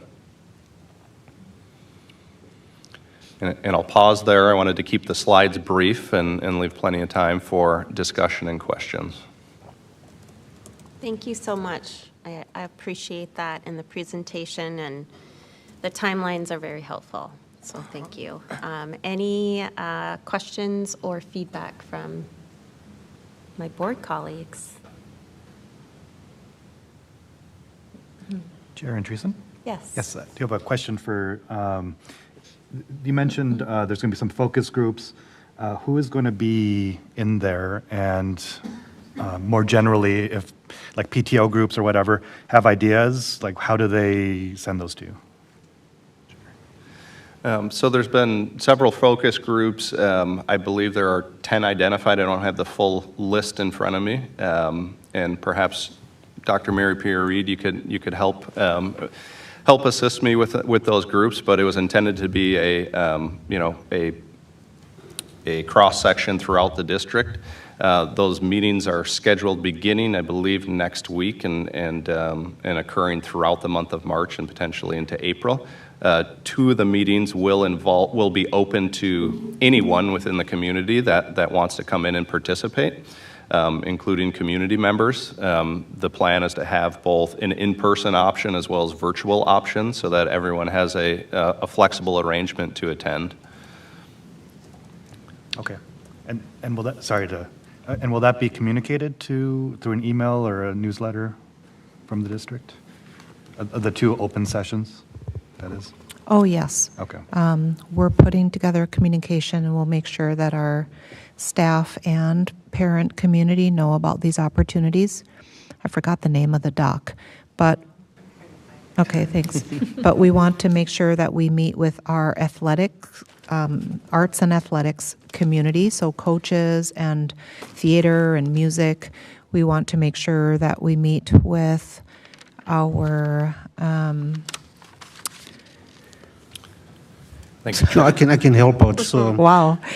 We spent so much time coming up with who these groups would be, but we have an LGBTQ plus affinity group and lots of other affinity groups. So our parents of color affinity groups, our American Indian affinity groups. We wanted to make sure that our elementary and secondary staff understand which groups they could attend, whether it's a topic-focused group or one of the at-large gatherings, right? Just so we get the elementary and secondary perspective. There's a CTE group, and we want to coordinate that conversation with our partner, Ford NGL. So Next Generation Learning is our group who's helping us think about career academies at our high school. So that'll be an important conversation. What else can anybody think of? So community education, Education. Transportation. Yes, transportation. Special education. Nutrition services. And then the teaching and learning elements to that. And I think part of the plan is also to have 3 to 5 sessions with the general community who have not been identified out of the targeted groups. Mm-hmm. Okay. So we both wanted opportunities where students, staff, parents who have very narrowly focused ideas on either the technical aspects of a facility space have the opportunity to engage with our partners, or folks who want to participate, learn, hear what the ideas are, and might have more general feedback. We wanted the opportunities to cater to both of those needs, if that makes sense. Okay. So I'm hearing, if I am talking with people and they're like, hey, I have this idea, should I have them go to one of those open sessions, or should they mention it to the principal? I just want to know how exactly best I can direct their idea, your recommendation for them. I think that you can both direct them to their principal, and we'll give our school leaders some talking points around what these groups are and how to get people involved. And you can forward any invites to the general sessions. Thank you. And I did too, just want to add a little context, because I don't know if all the board members were here when Fielding hosted the ideation ideas, the visions. The Pathfinder projects. Yes. Yeah. That was heavily staff and student focused from my memory of it. And there was direct input from all levels of our district. So I just wanted to make sure that everyone knew about that. And so these are in addition to the work that was already done prior. So just so I can wrap my head around everything, all the input that we're getting. And then I do also know that since then, I've seen, I believe, at least 2 direct asks to staff, like I think all staff actually, to have further input on what the needs are in their building and their programs. And am I Yes, correct in yes. that? So there was a facility survey that we sent at the end of last year and also resent this year. And we have also shared the results back with our staff Great, thank you. and parents. Yeah. And over the past several weeks, the Site Logic and Fielding team has been meeting at the building level with each principal to revisit the needs that were identified originally and identify any new ones. Chair Andreessen? Yes. So I too appreciated the timeline, so I'm trying to figure out kind of what this looks like, this process looks like for us as a board. So obviously we'll receive the information that's been gathered in an executive summary type format, some of the priority areas, and then we have to vote to approve the referendum. Then essentially before we go on our summer pause, because it needs to go to MDE before that. So does that vote, are we anticipating that that vote would happen in May? When do we think is the best time to put the intent to referendum on the agenda?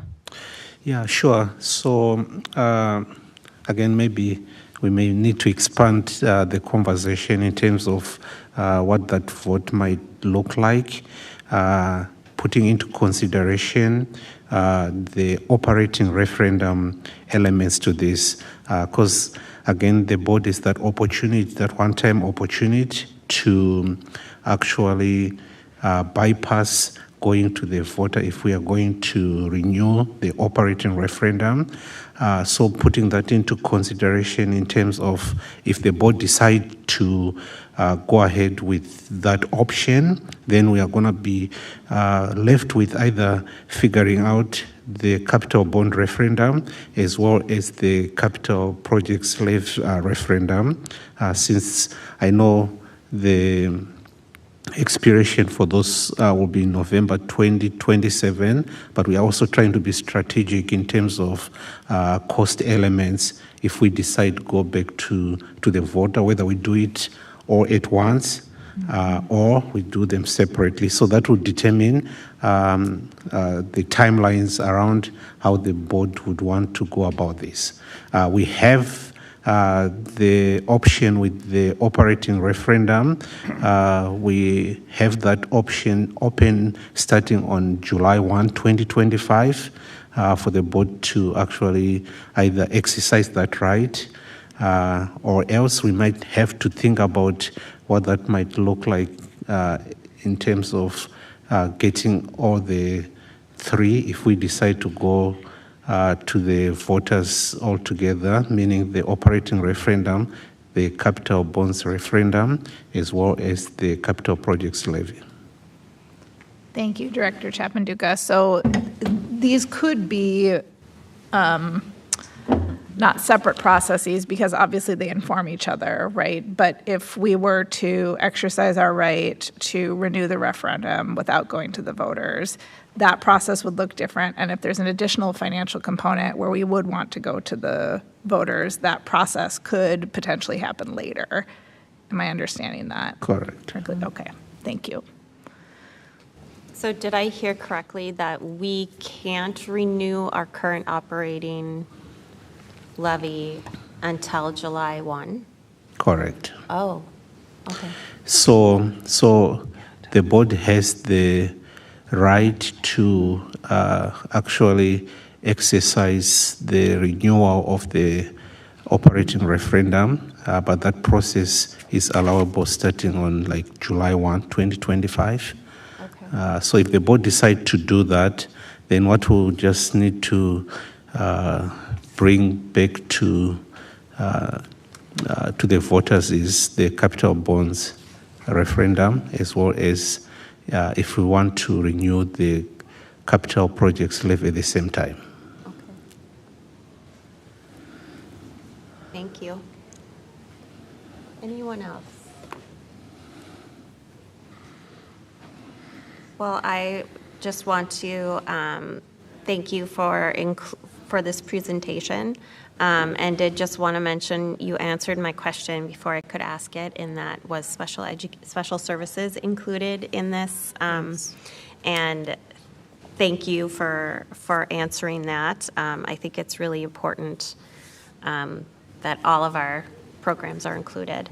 So I appreciate this. It's given us a lot to think about, especially with timelines. And I look forward to seeing more details on the outcomes of the surveys and focus group discussions. Thank you. Thank you. Thank you, gentlemen. Thank you, Truro. And we are breaking from our practice in that we actually have time to have a break before our meeting starts at 7. I will see you all back here in 9 minutes.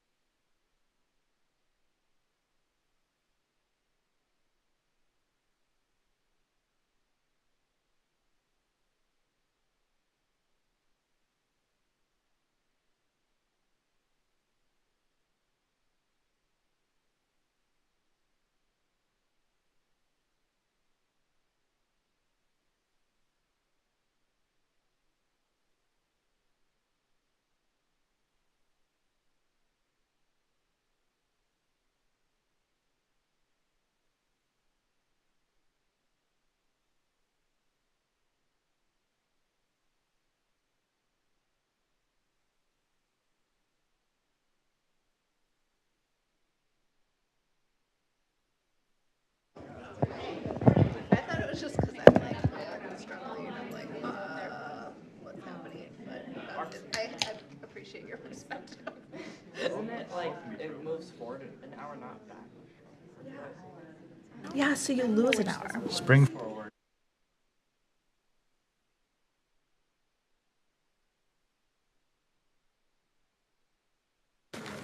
My cats are.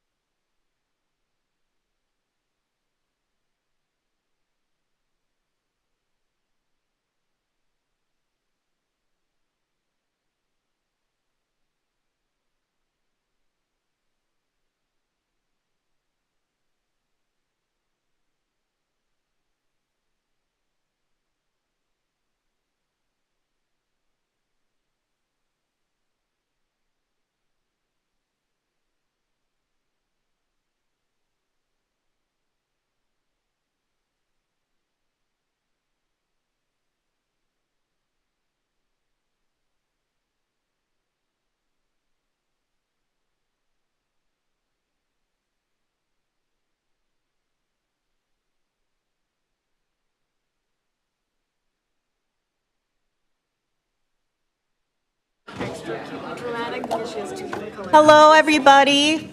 Hi, welcome. Thank you for being with us tonight. We'll get started in just a few minutes. We're going to kick off the evening with a recognition of some of our students.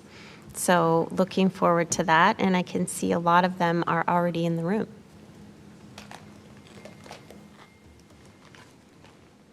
You could talk amongst yourselves now. You want to give them a topic? Pick a topic.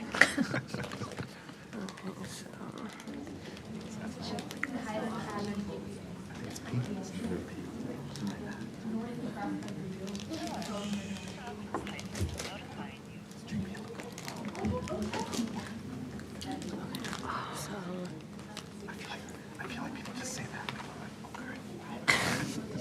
I mean, it sounds smart. I had a chicken.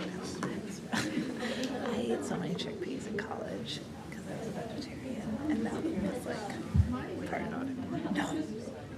I had so much steak last night. Just making up for it. You average out to normal. Sorry. Yes. Okay. Yeah.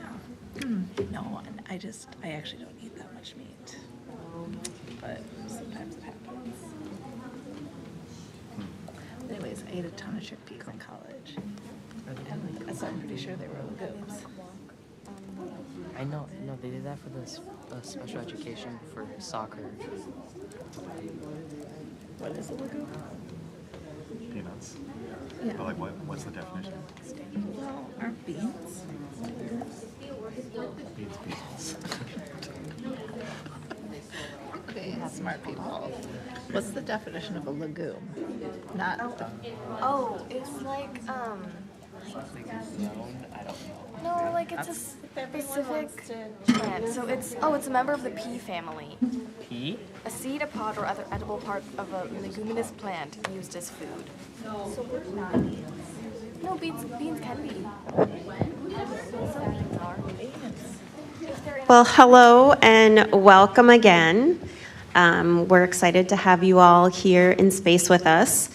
And for this evening's recognition, we invite our student athletes and their coaches from Nordic Ski, an amazing team that recently competed at the state level. We come together to celebrate the remarkable achievements of our athletes who have made it to the state championship. This is a testament to their hard work, dedication, strength, and talent. Jessie Diggins, a prominent U.S. Olympic cross-country skier, once said, "To win in the Olympics, you have to not focus on the actual medal. You have to focus on training and executing the best techniques." In this quote, Jessie underscores the importance of technique and practice as key ingredients to building a high-performing individual athlete or athletic team.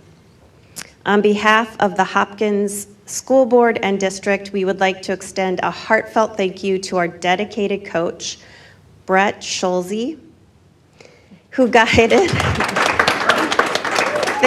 Thank you for guiding and supporting our athletes. Your hard work, commitment, and love for our student athletes is instrumental in their success. We appreciate you very much. And parents, thank you also for all that you do to support our student athletes. You too are critical in their success. Thank you for being here tonight.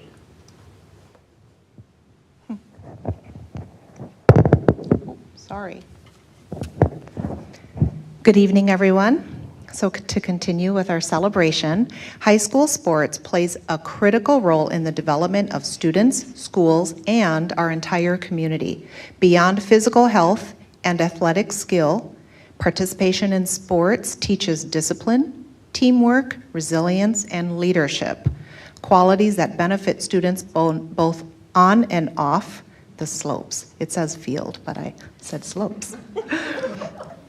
Athletics provide a sense of belonging and school spirit, strengthening connections among students, families, and staff, while fostering pride in the broader community. And we are very proud of you tonight, student athletes.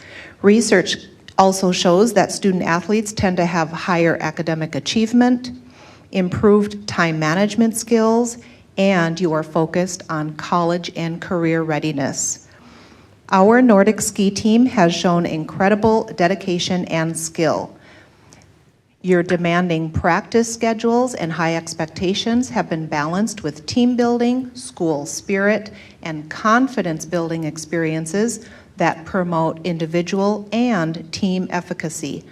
Watching you perform is inspiring, and it makes all of us want to strive for greatness ourselves. So here we go. Both the girls and boys Nordic ski teams qualified for the team competition, finishing 14th and 8th respectively. Seniors Megan Mitchell and Isabel Mayer also qualified for the girls' dual sprint race. Sophomore Logan Drevlo won the boys' individual pursuit race, making him a back-to-back state champion. Logan and Bridger Nelson also earned all-state honors. So we want to congratulate you, and we're going to call your names individually. So student athletes, when you hear your name, if you could just, well, all of you, want you to get up out of your seats and walk to behind the royal blue runner there, and then when you hear your name, please proceed forward, and our school board would love to congratulate you. Where are the certificates? Do we? Oh my goodness. Okay, so Dr. Lightfoot, would you mind going to get the certificates from downstairs? And thank you. He used to ski, I think. He can go really fast. Should we time him? We should. We'll have the certificates for you before you leave this evening. I'm not sure. Find out if both the boys and the girls ever went to state together before, or is this the first time? I have not found that out. I would have to do some digging to figure that out, yep. Pretty cool. It's very cool. So you're saying this is unprecedented, Coach Schultze? We're not sure. Okay. Yeah, we don't know the last time that happened. I'd have to go back quite a ways to figure it out. Okay, yeah. We'll call your, okay, so student athletes, after your photo, and we'll take another photo up here with board members. Awesome. Okay, so student athletes, we're going to call your names, and then would you please walk up and then hang out up here with the board while you listen to your teammates, get their names called up, and wait for your certificates. Okay, here we go. Bridger Nelson.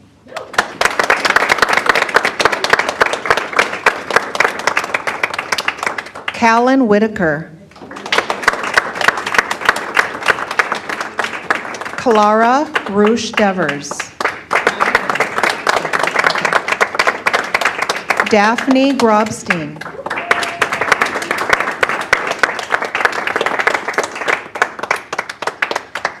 Is it Illa Hagen? Isla Hagen. Sorry, Isla.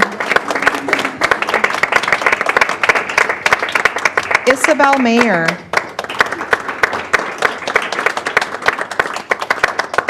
Jack Guggenheimer.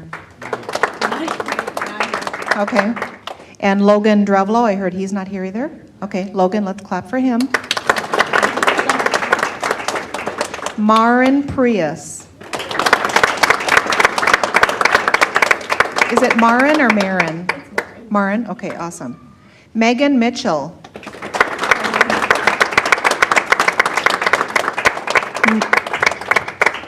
Nolan Haar.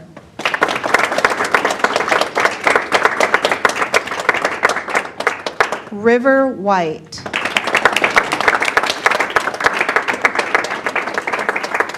Rosie Eckert. And Solomon Norquist.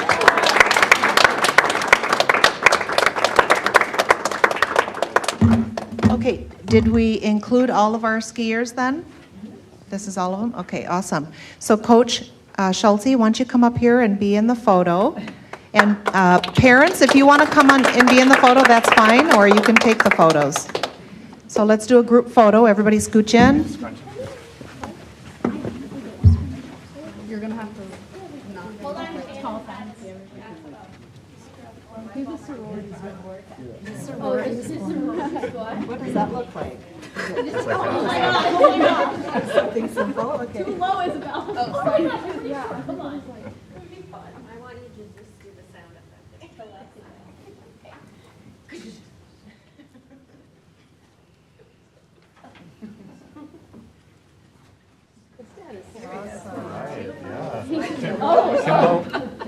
One more.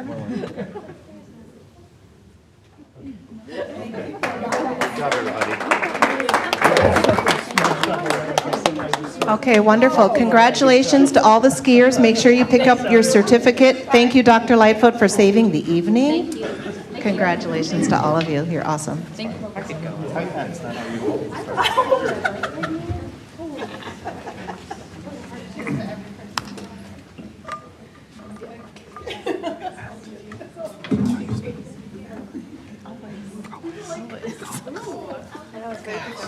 Started a vegetarian.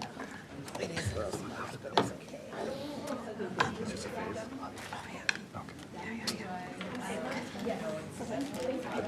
Just like you decide you hate animals. It's okay to admit. It's okay to admit. I think I just started traveling internationally, and it was just harder to do. Because I didn't want to be rude, I was like, doing like well, I was wondering. Didn't want to be like, no, I'm not going to eat that kind of thing. Yeah. So. And then you're like, oh, this is tasty. Like, I remember what I like. Yeah, but we don't eat a ton of meat normally. Like, I really like fried chicken. I love it. Love. Like fried or like stir fried? Like slightly fried, like golden brown. Oh, no. Like I had. Extra firm? Yes. Yeah, it must be. Oh, yeah. Yeah, for sure. Because it's mush. Yeah. I ordered that with a papaya salad today. I'm amazing Thailand. Did you know? On top. In the papaya salad, mixed it up, and that was my lunch. She's great. Oh, she said she's on time. Oh, okay, I've heard of it. Okay. Yeah, you could do Asia vegetarian probably. Yeah, for sure. The student who came, Especially turkey. she was part of gymnastics, and she missed the Thanks, message Buddhist. that some extra 15 minutes were going to get in, so she'll be here. Oh, okay. Well, thank you, everybody. That was a lot of fun to see all those great students here and athletes. So now we will move on to our student board reports. And we have 3 in the building. I don't think we have anyone virtually, correct? Okay. Public comments? What? Do you have comments? public comment. Oh, I'm sorry. I would first like to call this meeting to order. The school board meeting of Hopkins Public Schools on March 11th. Our first order of business is public comment in our open agenda section. Did we get any voicemails? So there are two ways to provide your comments to the Hopkins School Board. We value your input because educating and keeping our community strong is a community effort. So there are two ways to leave your comment for the school board. One is through voicemail, and the phone number is on the school board webpage. And then you can also show up here in person for a meeting, arrive here before the meeting starts at 7 p.m. and fill out a comment card, and we love to see you here and listen to your comments. Did anyone fill out a public comment card? So that will then move us on to what I wanted to jump ahead to, which is the student board rep reports. I will turn it over to you all. Hello, everyone. My name is Sufyan Osman. I'm a freshman. Start off on report. Let's just go over with sports. Boys swim and dive, dance team, girls basketball, and potentially boys basketball all made state. Right now, the boys basketball team are playing currently, I think, at Wyzetta. Wyzetta's here. Oh, it's a home game. Okay, it's a home game against Wyzetta, and if they win, they make it to state. Pretty exciting.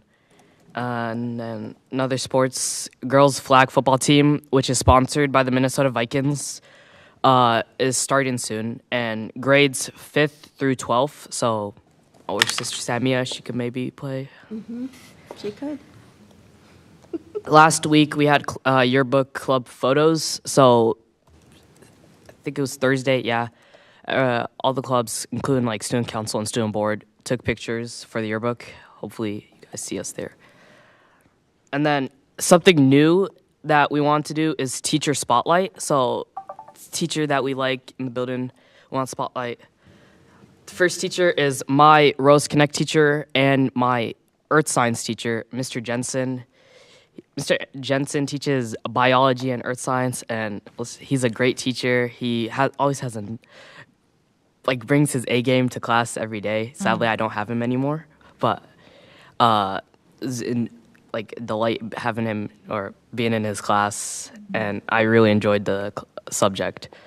Awesome. Sadly, Manuel and Eloise couldn't be here, so the teacher they want spotlight is Miss KJ. She teaches AP Bio, and they're learning about DNA replication, transcription, and translation. They really enjoy Miss KJ and the vibes she just brings to class. Thank you. Thank you. I'm Iris. I'm also a freshman board rep.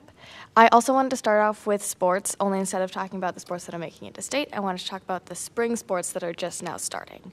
So adapted bowling and softball, regular softball, track and field, synchronized swimming have already started. And baseball, golf, lacrosse, tennis, and boys volleyball and clay target will start later this month. And then the next things I want to talk about were mostly to do with music. So the first one is Chamber Orchestra will be performing with Javon Patton on March 16th from 1:45 to 3. It's a live recording performance of 2 songs that Chamber will be part of, which is Praises Go Up and Isaiah. Also, the Pops Band concert is this Friday. They have a guest artist of Brother Ali, and they will be doing multiple covers of Minnesota music and Minnesota artists, so including Lizzo, Lake Street Dive, Prince, and New Standards. Also, the band, orchestra, and choir will all be going on a trip to Cuba in the next week. They will be going the 20th through the 26th of March, and they're exchanging with Cuba's award-winning National Art School. While they're there, other than the many performances that they will do, they will also be participating in salsa lessons, going to the beach, and a sunset vintage car ride. And then lastly, I also was going to highlight a teacher. The one that I was going to highlight was Mr. Gianoble. I have him for criminal law, but he teaches other classes as well. He always starts off every class with like Wordle, but not with Wordle. It's like the song or like movies or TV shows, which is a really fun way to start class. And he always has really engaging lectures. We're currently learning about the proceedings before trials and all the injustices built into those systems, and it's really interesting. And that's all. Thank you. Hello, I'm Claire, and I'm a junior board rep. First, I'd like to talk about the ACT.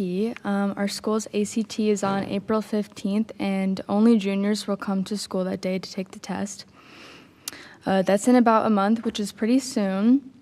That means that us juniors are putting in a lot of work to prepare for the test. One tool that is helping us prepare is Windward Academy. Windward Academy is an online learning platform that helps us prepare students for standardized tests. I've been using Windward Academy pretty often to prep for the ACT. There are multiple lessons that you can work through independently for different sections of the ACT. So they have like English, math, reading, and science lessons. Dr. Kuhl, our college and career readiness counselor, has been doing a really amazing job making sure that we're feeling prepared. She sends out weekly emails to us recommending what lessons we do and ways that we can study. Our school's chapter of the National Honor Society is now accepting applications for rising seniors for the next school year. NHS is a nationally recognized club that is for high academic achievers dedicated to the good of their community. This club focuses on community service and volunteer work. The requirements to apply are that you must have a 3.67 or higher GPA, 30 or more hours of community service, and a recommendation from your teacher. It's definitely a good club for people who want to get involved and help out with the community. The end of the third term is coming up pretty soon, which is pretty exciting because that means that the end of the school year is almost here. Term 3 ends on March 27th, which is in about 2 weeks. That means that students are staying on top of their grades to make sure that they finish out the term with good grades in their classes. And lastly, I'd like to highlight a teacher and what I'm learning in their class. Mr. Koss is my AP language and composition teacher, and right now in his class we're learning about how to write a rhetorical analysis essay. For a rhetorical analysis essay, you're given a passage from a speech, letter, article, book, or basically any sort of writing that can be analyzed in depth. And you're supposed to look at the rhetorical choices that the author is making and connect that to how it supports the bigger idea and or convey their message that they want to get across. This class has definitely improved my writing skills, even though I have only had it for one term so far. AP Language and Composition is a really helpful class when it comes to preparing for college and writing college essays. Thank you. Thank you. Any feedback or questions for our student board reps? Chair Andreessen, I have a quick question. Thank you for your updates. When did you say the concert was? It was for Javante Patton. You said it was on Sunday? Yeah, so that's Sunday, March 16th, and it's 1:45 to 3. 1:45 to 3, okay. And it's just chamber orchestra also. Okay, and that's at the high school, correct? Yeah, it's in the high school auditorium on stage. Thank you. Chair Andreessen? Yes. The teacher spotlights are so cool, and it gives us a little glimpse into really specific things that you're learning in each class too, which is exciting. And as a teacher, it warms my heart when I hear people appreciating things that their teachers are doing. So keep it up. I love that. Thank you. Chair Andreessen? Yes. I have a quick comment as well, just to echo what Board Member Ms. Moran said. I think we're doing some really, really interesting coursework, going from criminal law to AP Bio to composition, AP Composition. So I really like this change, and I really appreciate it, and keep up the great work. Thank you. Thank you. Chair Andreessen? Yes. Hi, thank you guys all for coming here today. I love the teacher spotlights and hearing about what you guys are doing in your days. As the sports seasons, or like specifically the winter season, kind of wraps up and there's all these exciting teams at state, I know I've seen emails about like students can get out of school or you can buy tickets here. Do you think you guys know where to go? The students hear that news and people know how to buy tickets and they know what to do if you have to leave school early. Does that go smoothly amongst the students? I know for basketball, each student gets an email, and for the game that's for today, like tickets sold out, so it's a good sign that they know where to get them. Usually, when we have kind of like one of our teams going to state, Sufan said, usually they send us like an email kind of telling us like what like the protocol would be, I guess, if we needed to leave school, like what time we would leave school, and just saying that our parents could contact the school about that. I think that they excuse those absences, I'm pretty sure. Okay, thank you. Thanks, and I think that's happening tomorrow, correct? The girls are at state, girls basketball. So I think some students will, well, probably more than some, will be attending that game. Any other questions, feedback? Who do they play against tomorrow? The girls basketball? I think Chan. Does that sound right? Janhausen? Chanhassen? I don't know. You'll have to look at your email. Okay. Okay. And I just want to reiterate, I think the teacher spotlights are amazing because it gives us a glimpse into not only what's happening, but what's important to you and your day and what kind of brings you joy while you're at Hopkins High School. So thanks again for doing that. So we will then move on to the superintendent report. Dr. Mary Peary-Reed. Thank you, Chair Andreessen. I also love the teacher spotlights. Thank you. And it's great to get some detail about what you're learning throughout the day. So thanks for those details. And before I get started, the girls' basketball team is playing Chaska, not Chan, but Chaska at Williams Arena tomorrow at 4.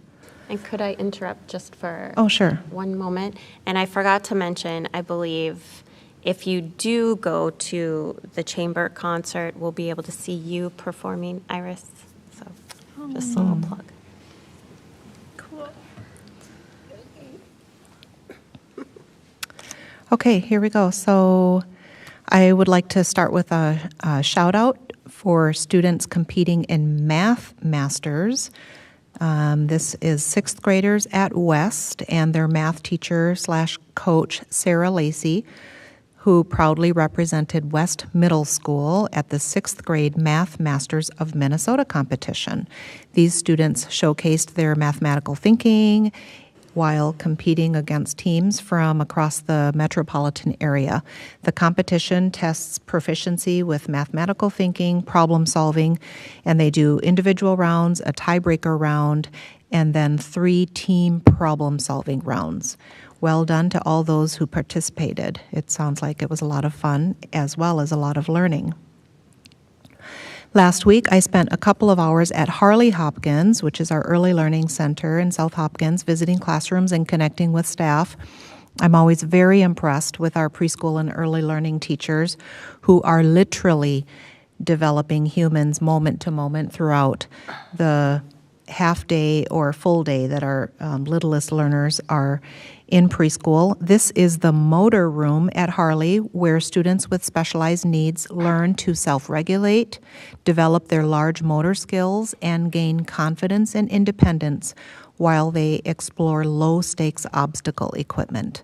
So it's really nice to be able to see those learners move at their own pace, whether it's more moderate or very fast-paced in that room. Continuing with an early learning spotlight, this is a preschooler at Glen Lake who might one day become a famous author. what Mr. Robb, the teacher, does is ask his students to draw a story through a handmade paper book. Then he asks them what their story is about, and he transcribes their story into the book to accompany their illustrations. This little author's story is about an octopus who had a friend. In her own words, she wrote, "Once upon a time, there was 2 octopuses and it was sunny." Our Hopkins Instructional Leadership Team is working with school instructional leadership teams to help teachers focus on the importance of writing every day at all grade levels.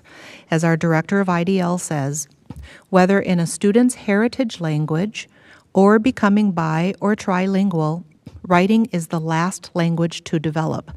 This is because to write fluently, the literacy skills we have learned through reading, listening, and speaking culminate through the application of writing. And that is why writing is the most rigorous task we can ask of our learners. It requires the transfer of receptive learning into the creation of something new, which is the production of written exposition. So thanks to all of our teachers, even at preschool, who are helping our students write every day. At the end of February, Tanglin Elementary students put on an engaging performance of Cookies, the musical. Students took the stage as cookie characters like Chocolate Chip and Snickerdoodle, sharing the heartwarming story of friendship, togetherness, and accepting everyone for their differences. Bravo to our talented young performers as well as their teachers for helping to prepare and coordinate that musical. Continuing with the arts, March is National Youth Art Month. We have many students of all ages whose artwork is on display at the Hopkins K-12 Student Visual Arts Show at the Hopkins Center for the Arts on Main Street. This is a huge exhibit of student work representing work from all of our schools, and the artwork will be on display through March 29. On the evening of February 27, the space was packed. I saw quite a few of you there. And so there were families, staff, community members who were all truly marveling at our students' talent. The next evening, Miss Gale, who is an art teacher at Glen Lake Elementary, showcased her kindergartner's art at a visual and musical performance at that school. This is the artwork of a student that I met at the Hopkins Center for the Arts. His specialty is graphic design, and he is a senior headed to FIT, which is the Fashion Institute of Technology in New York City. Look at that fabulous piece. So I just want to thank our incredible art teachers for all that they do to help our students share their unique ideas and creative expression using various forms of art technique. Many of you were at the Royal Bash, the Hopkins Education Foundation's annual fundraising event. This was on the evening of March 1st, and there were nearly 300 parents, staff, and community members in attendance. And it was a very successful fundraising evening, and thank you to our community's generosity for helping to raise nearly $300,000, which definitely exceeded HEF's goal for the event.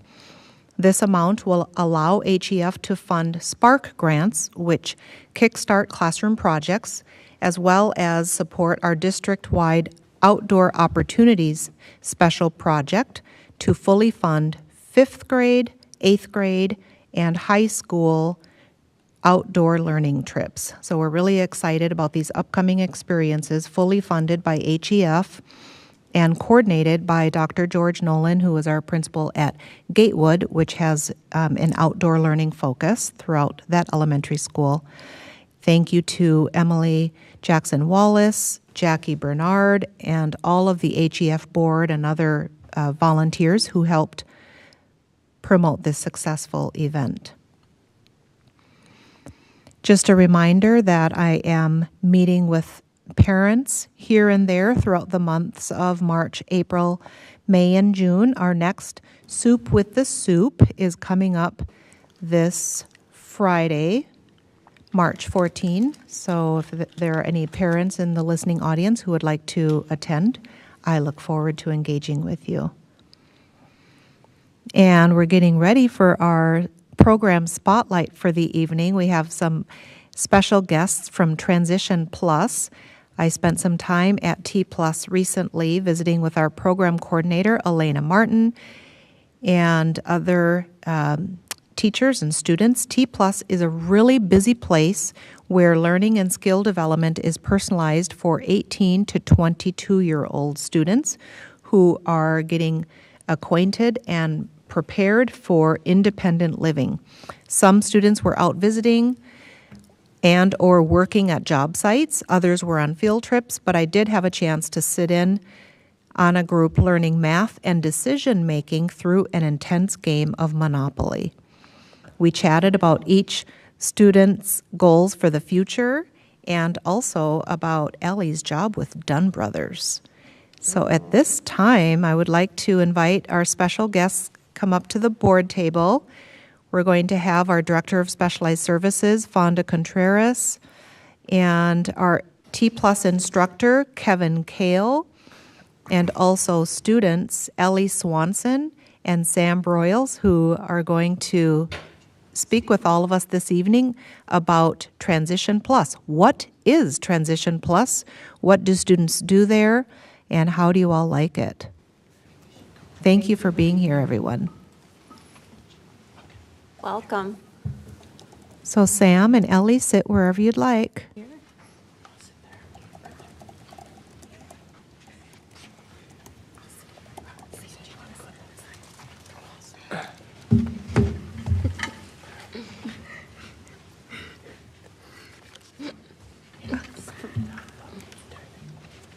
you for being here with us tonight. Thank you for having us. Absolutely. I hope you didn't have to wait too long. Good. Good evening again. So this is Sam Broyle, and this is Ellie Swanson. And when we were on the break, Ellie had already downloaded the board meeting minutes. So she was following along, taking some selfies. And she said she is very honored to be here.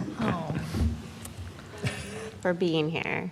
It helps us a lot. So Elena Martin is sick today and she wanted to reschedule. I said we will have some helpers come in and just keep the show going. So I will start and then Kevin jump in. Sure. And then we'll save some space for the students as well. So T Plus is a collaborative program that we have with St. Louis Park. It's been in existence over 20-something decades, the partnership. And there was a third member, Minnetonka, who decided to open up theirs like maybe 5 years ago, their own inter-district one. And the collaborative came about because some of these students, like Sam, have been with us since birth or since early childhood. And so Sam he started at Hopkins in early childhood and is now at T Plus. So that's a long time to possibly be with some of the same students. So that's how the collaborative came about, so that the students could diversify and be amongst each other. So that's just a little historical data.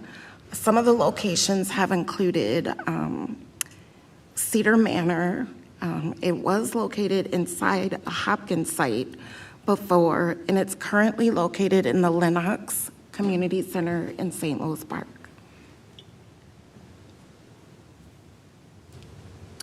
There are currently 45 students in the program, and as we discussed earlier, students can stay until they're 22.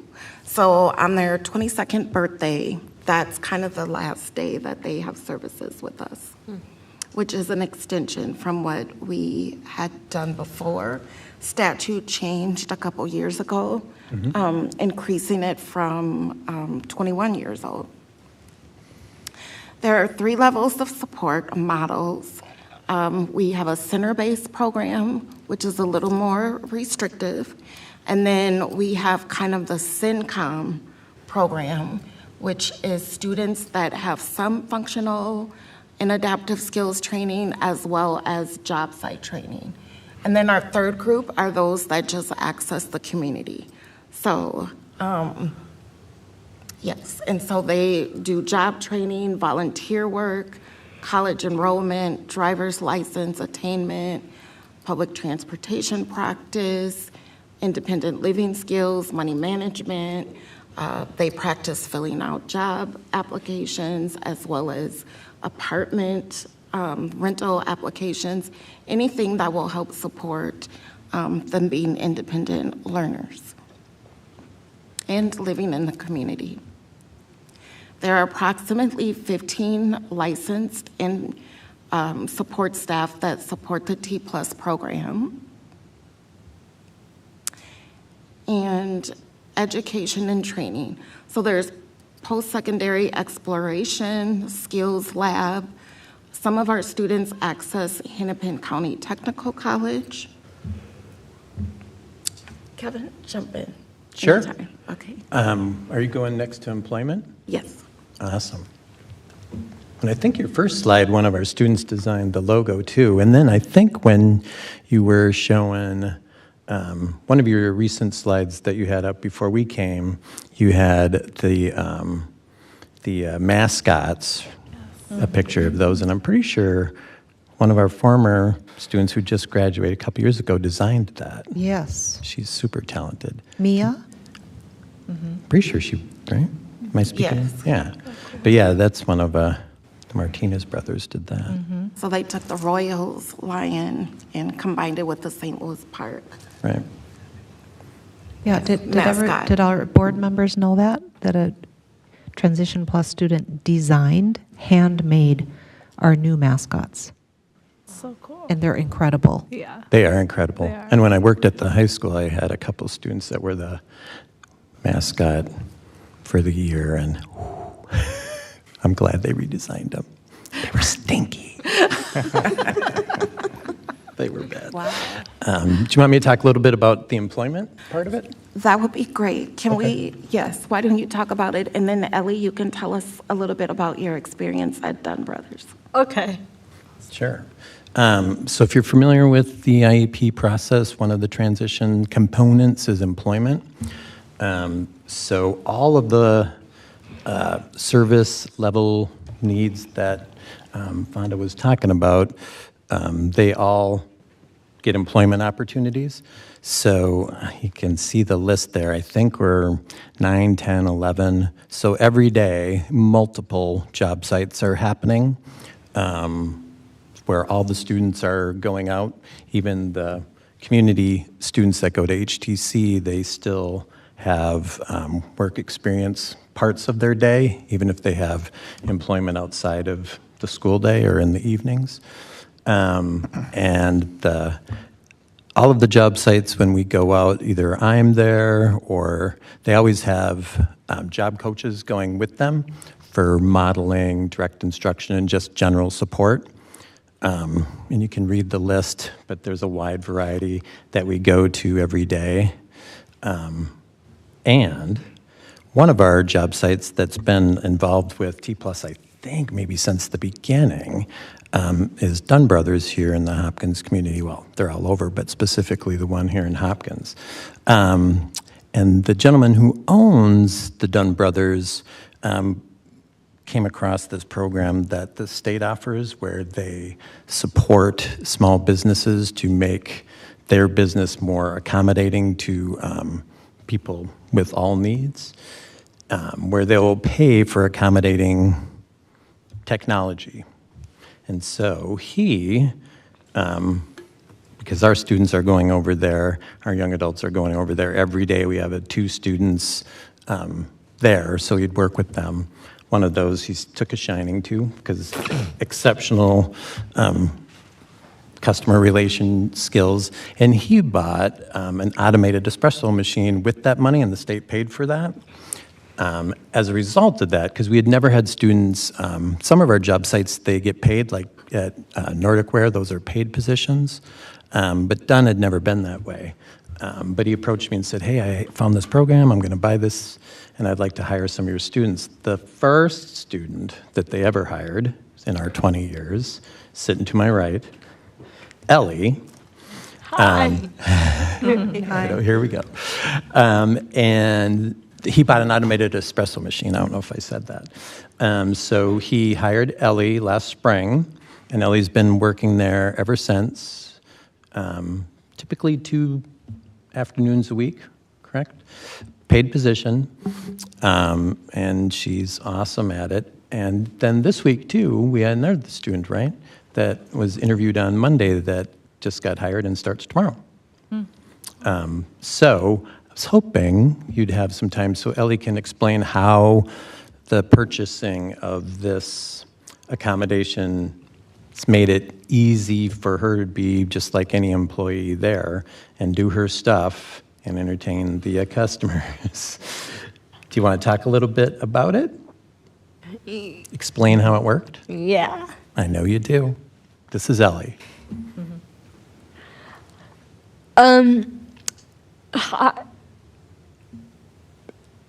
The machine that Kevin talked about is a really cool machine. It's like a tablet. So you just need to click the menu and it would do all the work for you. Cool. So it's like if you want a latte, you could click the latte machine. Like if you want to make a latte, you could click the latte milk button.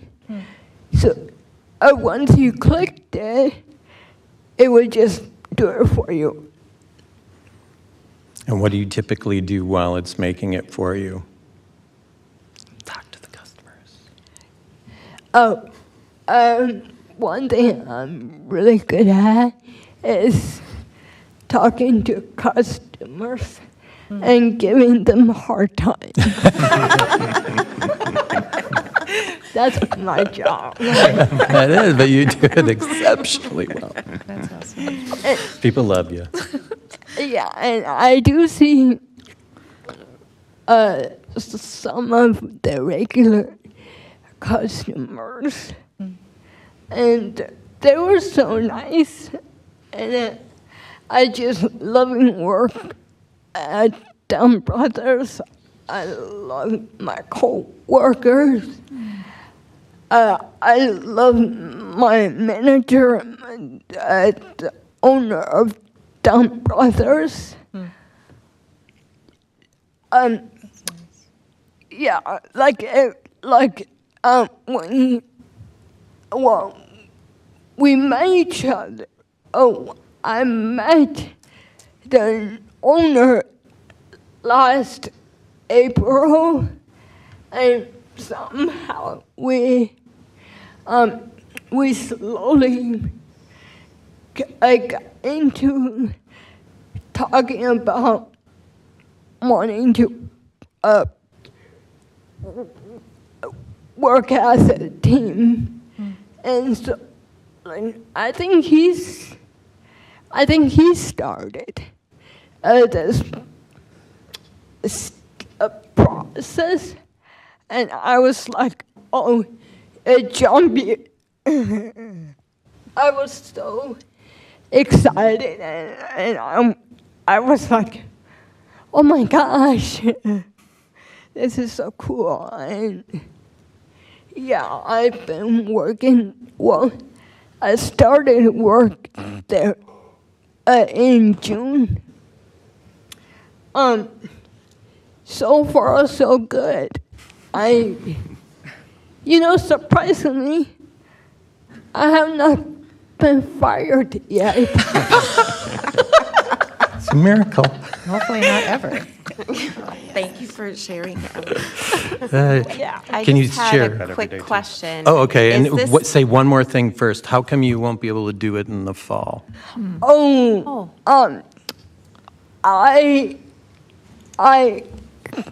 I got accepted in college. Oh, congratulations. Where are you going? I will be going to a college called Central Lakes Community College. It's in Brainerd, so it would be like a couple hours away. That's a long commute to work at Dunn Brothers. I mean, why not take a road trip? True. I could come get you. It's true.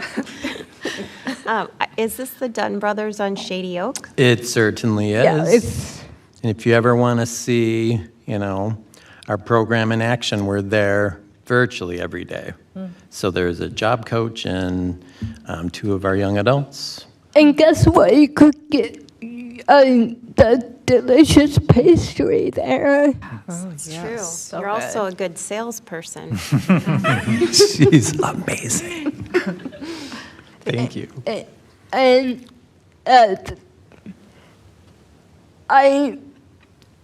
the owner don't mind me harass him. The bonus. Sorry, but it's the truth.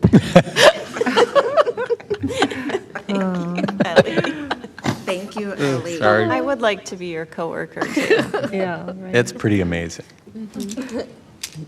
Thank you. Thank you. Can I say one last I thing? think you should. One last thing I want to say. How much I feel really honored to be here with you guys. And I thank you for having me share my story. It's our honor. It's our honor. Thank you, Ellie. Thank you. Thank you for sharing your story. Okay. Should I introduce Sam? Yes. Because Sam has a good story too. As happens with the IEP process, you have a big team. So the family, the young adults, their case manager, myself, but VRS services, vocational rehabilitation services, statewide, nationwide thing. But there's a lot of other agencies that we can access in the community. And Sam, we didn't see a lot of Sam at school in the fall, because Sam accessed one of those programs. And Sam, do you want to tell us about your internship that you had this fall? Yeah. Oh, I'm sorry, I was supposed to introduce Sam, our 21-year-old Sam Broyles. Welcome, Sam. Thank you Welcome, for Sam. being here. Thanks. Well, last year I had a 6-month internship in the IT department at Land Lakes. It was a customized position that was person-centered. Do you want to talk about some of the things you did and what you learned about yourself, or what some of the accommodations that they provided so that you could learn those skills? Well, the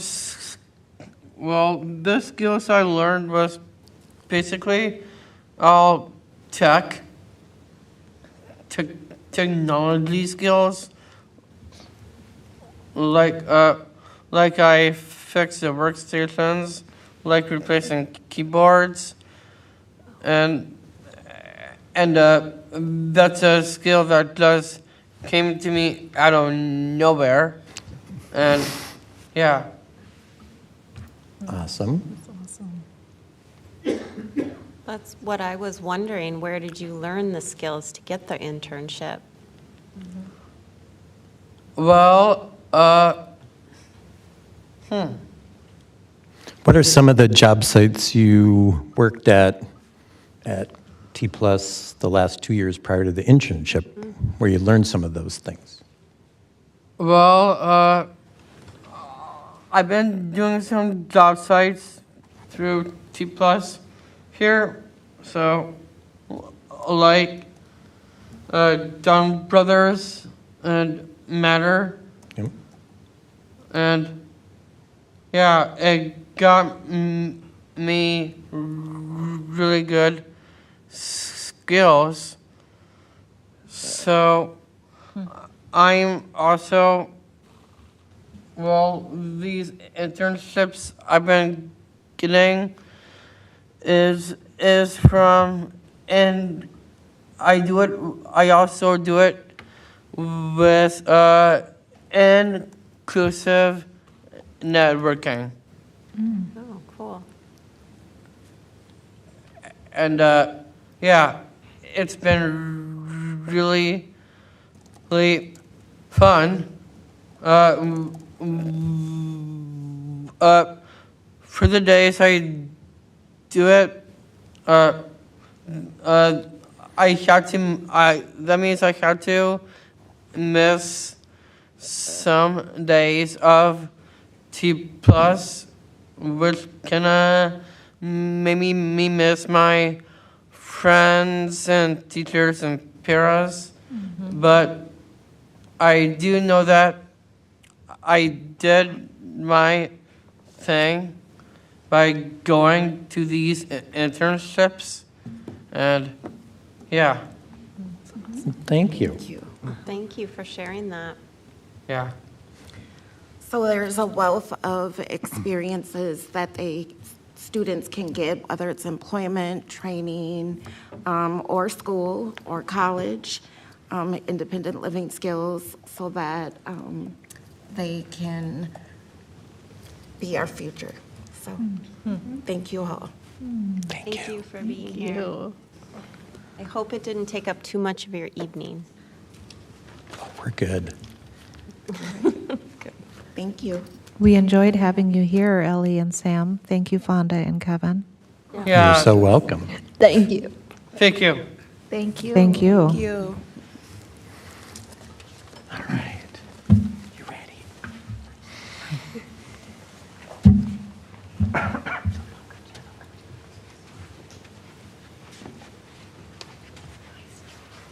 I think we can adjourn. Yeah, exactly. Really? That was amazing. Yeah. Great note. Any comments or questions from my board colleagues? So that will take us to the approval of tonight's agenda. Do I have a motion? So moved. I have a motion. Is there a second? Second. I have a motion and a second. Any discussion? Seeing none, all those in favor, please say aye. Aye. Any opposed? The chair votes aye, and the agenda is approved.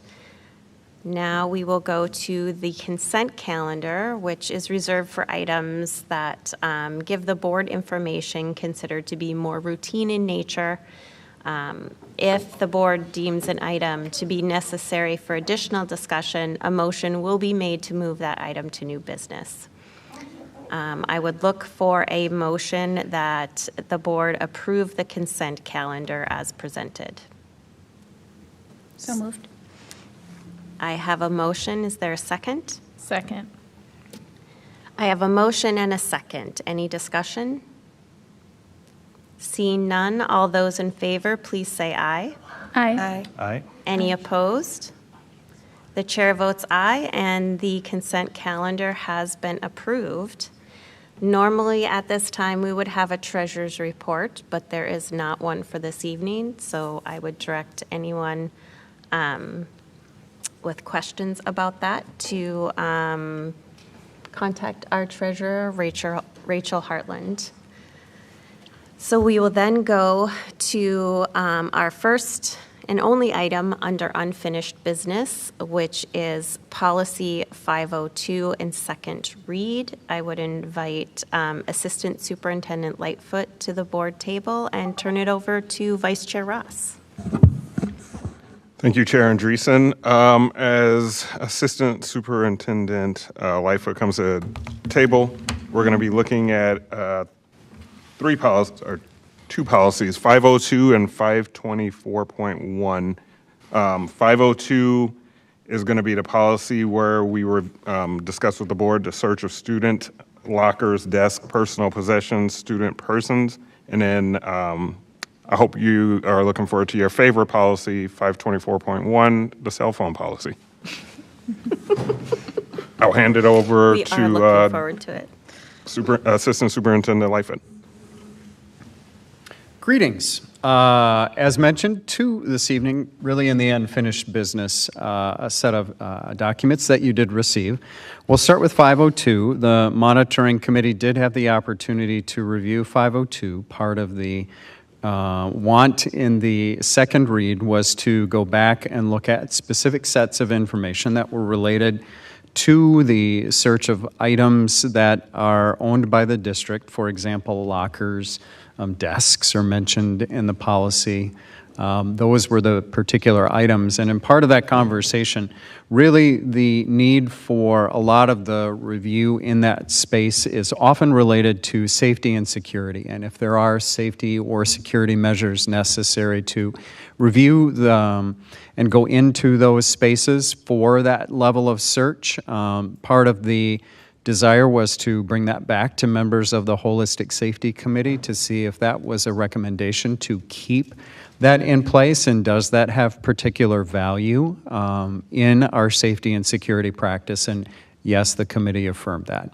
So really that was the conversation with the monitoring committee and bringing that back to the full board and looking at the preservation of that ability for under any sets of emergency circumstances that we need to look for or look in those spaces. Those were the particular components that were addressed in the review of 502. I would ask any monitoring committee members, anything that I missed there, other points of context that would be helpful for the board?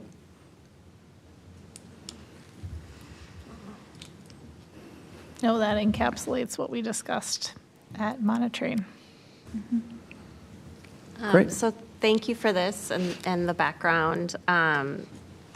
So my understanding is that we went to the holistic safety team, and the concerns that were kind of raised at the board table were saying it really is necessary to have that for safety issues. Thank you for that. I appreciate the time and the conversations that were had at the committee level about this. 524.1 is the modification that were made to the cell phone policy in particular.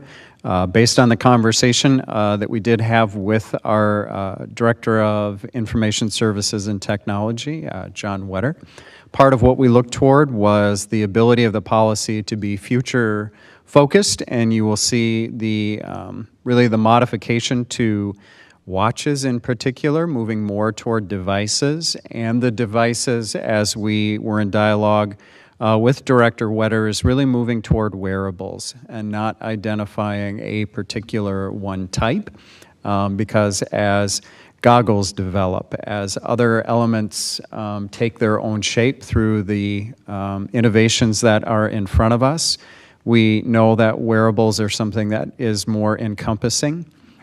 We also looked at what the functionality was of those items and tried to really incorporate that language into the policy as well. So you'll see that really based on the mimicking of the communication and information capabilities of cell phones. So we tried to build that work in, and then made some particular modifications to the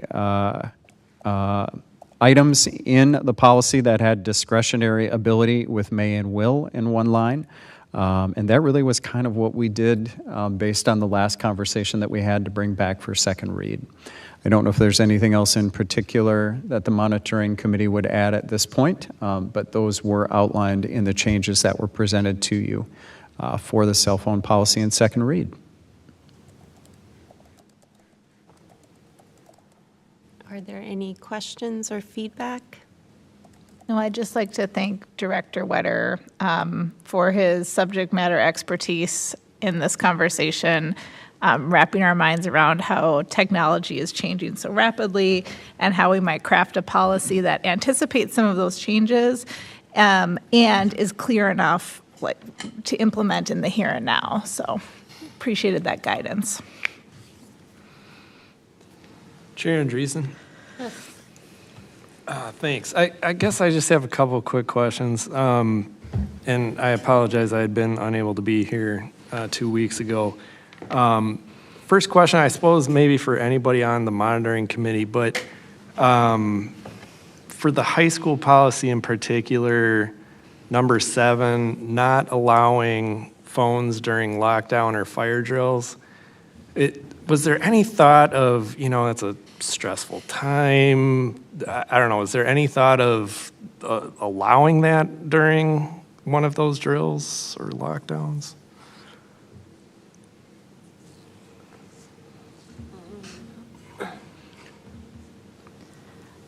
So you're talking about a drill. Is there a distinction here between an actual lockdown event and a drill? Or is it? I guess kind of the all of it language makes together? it seem like it would be a lockdown drill.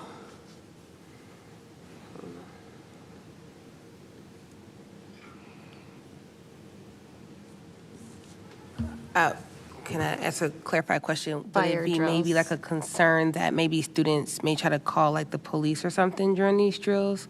And it will like cause confusion?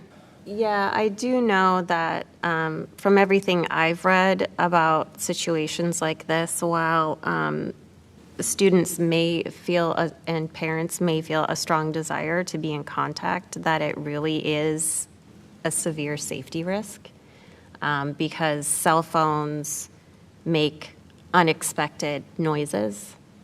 And it really is best practice, from my understanding of everything I've researched, that use of devices of any kind should not be allowed, in particular during a lockdown. And I wouldn't necessarily see a need for students to have it during a drill unless they were like my kid and trying to coordinate time to be off campus. But called out. Students having their phones during times like that might also promote misinformation or rumors. And sometimes when students are on their phone, if they're frantic or if they're just curious, then they can also be distracted from some of the safety measures that we're attempting to communicate to them. So I think definitely we understand that need for, parents or students just to have kind of that safety tool to communicate in that kind of a moment. And there are a lot of considerations for why it wouldn't be a best practice for students to have access during those times. I appreciate the discussion because through that it's clear to me that it was thought about and there's a reason for it. So I appreciate those comments. I guess just my final question is maybe for Dr. Lightfoot or Dr. Reed is, since we've brought this forward and it's been socialized a lot, has there been any feedback from teachers about positive or things are they comfortable with it?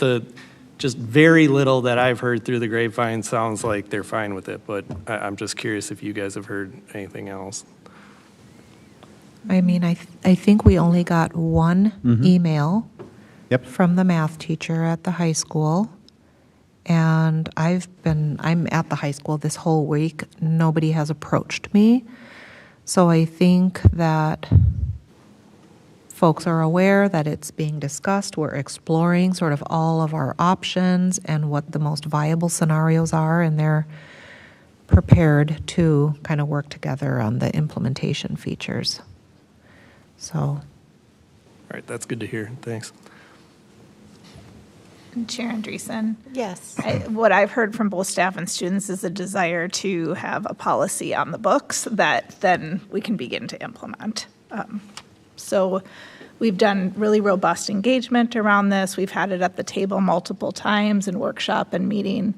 And I think folks are ready to have a policy in place.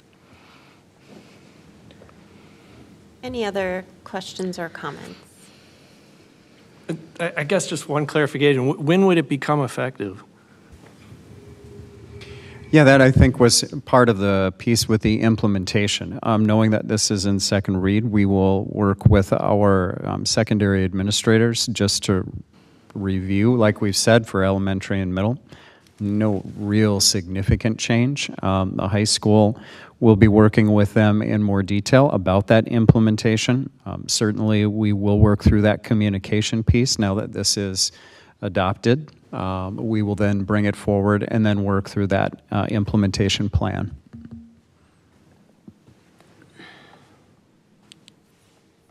Okay. So looks like both of these policies in second read we would look for an approval to pass them in second read. Do I have a motion? So moved. I have a motion. Is there a second? Second. I have a motion and a second. Any further discussion? Seeing none, all those in favor, please say aye. Aye. Aye. Any opposed? The chair votes aye, and policy 502 and policy 524.1, the cell phone policy, have been approved. Thank you. And, that's it for policies. Thank you, Assistant Superintendent Lightfoot. We now move on to new business, which our first item, so it's not, we will see you again, Assistant Superintendent Lightfoot. Sorry. Needed to scroll further down.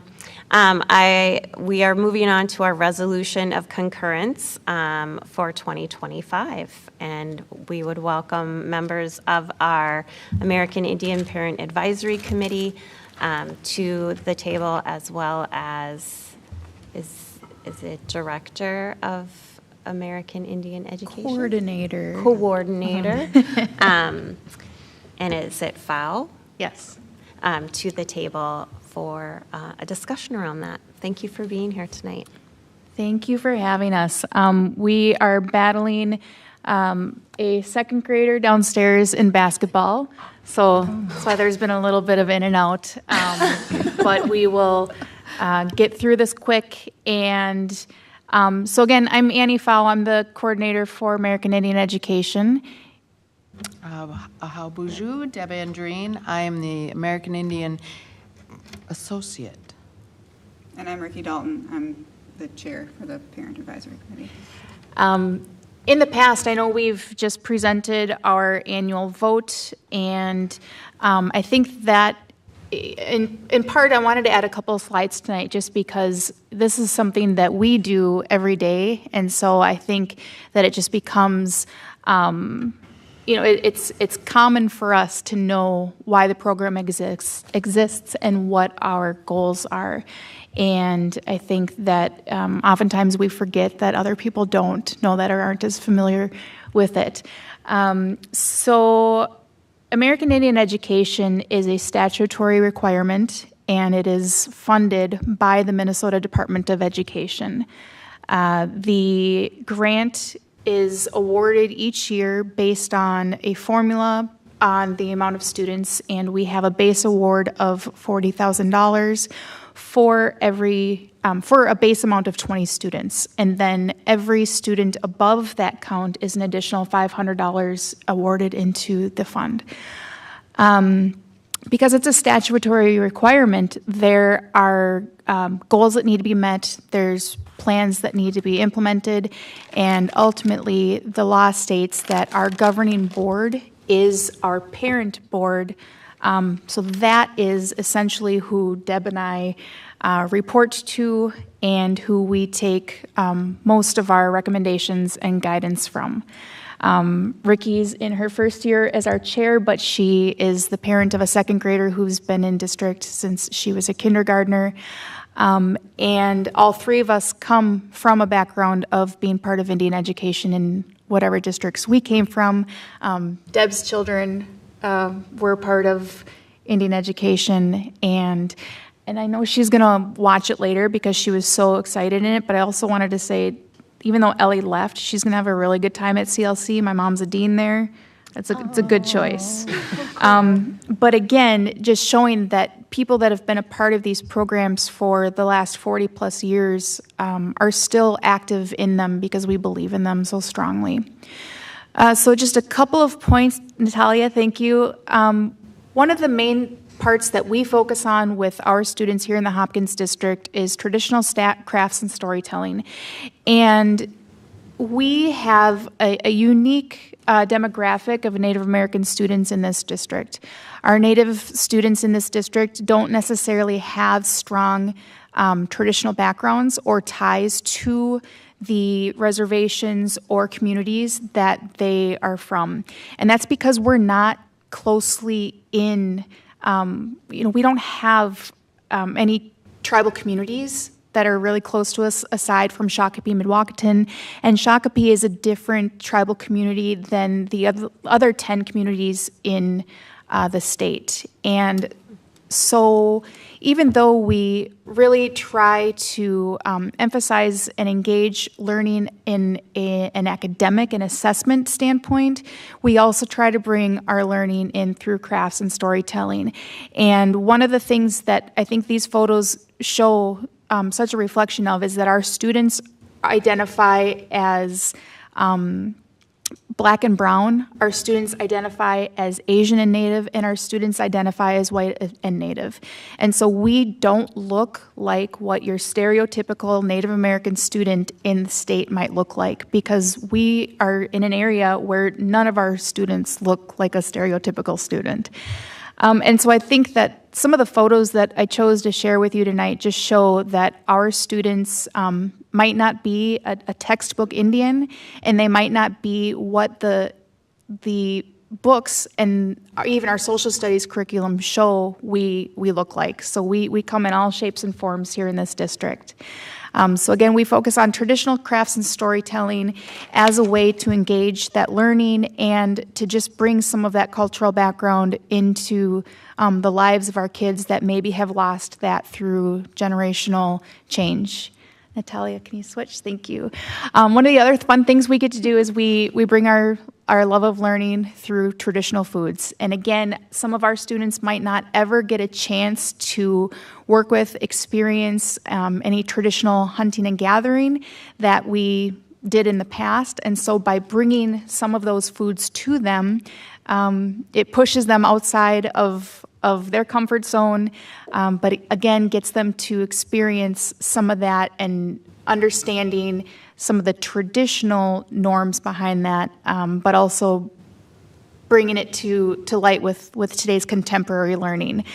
So whether it be cooking that we can implement as a science lesson, and then again, talking about, biology and evolution with animals and actually having them handle animals. The picture on the far right of the screen here was one of our students last year that took a chance and tried a native berry that she found out really fast was a berry you don't enjoy eating, but through years of exploration and learning, our people found out that there was a beneficial use for it, and taste wasn't the benefit. Next, we also focus on our post-secondary option exploration for all of our students. We have seniors this year who are college-bound. We have students this year that are going on academic scholarships. We have students that are going on sports scholarships, and we have students that are going to our technical schools because of their love for the culinary crafts, and we have others who have already obtained their CNA licensure and are looking into nursing school. So our learning might not be a traditional method in terms of assessment and grade and academic rigor, but we're getting an excitement for learning by bringing in other ways of learning. Part of Chapter 124 in statute is that our governing board, so our parent board, each year has to vote whether the district is performing in concurrence or in non-concurrence with statute and with the program plan. And those are big words for saying, is the program and is the district operating as they see fit, and is it responding to the asks and the needs of those families and the children that we represent. In the past few years, we have been voting in concurrence. In school year 2021, the board voted in non-concurrence, and they made some asks of our school board. Those asks included having more racial representation on our staff for the program, and also having 2 positions funded versus the 1. And those needs were met. The board did respond to those and granted both of those asks. And since moving forward, there haven't been any major asks or any pitfalls to programming that the board has wanted addressed or documented to vote non-concurrence. So for school year 24-25 moving forward, our parent committee has voted in concurrence. This year we had 5 members, 5 voting members. Deb and I are not voting members. We basically we just provide the asks of them. So tonight I have our signed copy, and I wasn't sure, so we do need a signature just saying that we're presenting the vote tonight. We need a signature from Chair Andreessen and Dr. Mary Perry Reed. I could either send these around, or I can have Natalia have the digital copy, and then we can submit that to the state once it's digitally signed. I didn't know which one was preferred. Either. We can sign them now. We can sign it. Okay. Now. And All right. I will send those over, and then if anyone has any questions or anything further. Thank you Yes. for these photos. I feel like they tell a really amazing story. I did also, though, want to just check in. One, is this your logo on the front? It is. It's amazing. The logo. Beautiful. Okay. A student So the created it. logo is not Hopkins brand approved. Completely understand and own to that. However, the logo is representing our sacred colors and also has earth tones implemented into it. And our logo was designed by one of our graduating seniors last year, who went on to the University of Minnesota for digital media. And he's in the middle of his first year there, and he's just doing absolutely amazing things. After working on the logo as part of his final project for his senior project at the high school, he was we can't commission him, so we just use it everywhere that we can and give him recognition for it. And part of the work that he did through that program at the high school, he was commissioned by the high school to do their commencement program last school year, and he's been back as a guest speaker as well. So that's where the logo came from, and so I got to bend the rules a little bit. We just weren't able to do it with the blues and gold and white. It's beautiful. It's stunning. Yeah, He did an amazing job. Yeah. And he gifted it to us. So even when we're all gone, our kids can still have it. And then I was wondering, I see kind of special events that I thank you for continuing to invite all of us to those. They're amazing. But I'm wondering, are you continuing to go into schools and have group meetings? I think Yep. Do you want I to talk normally about that? see you. Yep, yep. And just wanted to make sure that that was continuing Oh, to yeah, happen. yeah. So that's my part of the equation here. I go into the schools twice a month to meet with each of our groups of students. So I go to all 12 schools. I spend anywhere from 45 to an hour each time and do the art and all the lessons. This week I'm doing maple syruping. And so they get to taste some raw sap and then some log cabin and some organic real maple syrup along with maple candy, just to see. Someone's excited. They're loving the log cabin. It's a slow changeover, but it's something, that they don't always get to do. One of the favorite lessons that I've been doing is I have a whole bunch of pelts of animals, and I bring them in. And our students at Alice Smith asked me to bring them to their classrooms. And I'm like, really? You sure? Like, they're going to like this? And overwhelmingly, every kid. So I emailed all the teachers, and I got a great response. Come on in, and, have you ever touched a skunk? I actually have. Okay. Have you ever touched a skunk? It's like I have a coyote and skunk, and you just don't get to touch those things. So it was, the kids really, yes, I continue to do it. That is one of my joys, to see all those little nuggets. So. Thank you. Yeah. I appreciate that work. Yeah. Twice a month for each school. Yes. That's like, so every other week I go in. That's a lot of school visits. It is. Yeah. But it doesn't feel like it. That's wonderful. Yeah. I mean, We get to do this. We don't have to do right. it. Right. This is, it's an honor for me to be able to share my heritage. And I can only share what I know. But, for me to just give a little bit, if they learn how to say hello and Ojibwe, I'm like, that's great. So, yeah.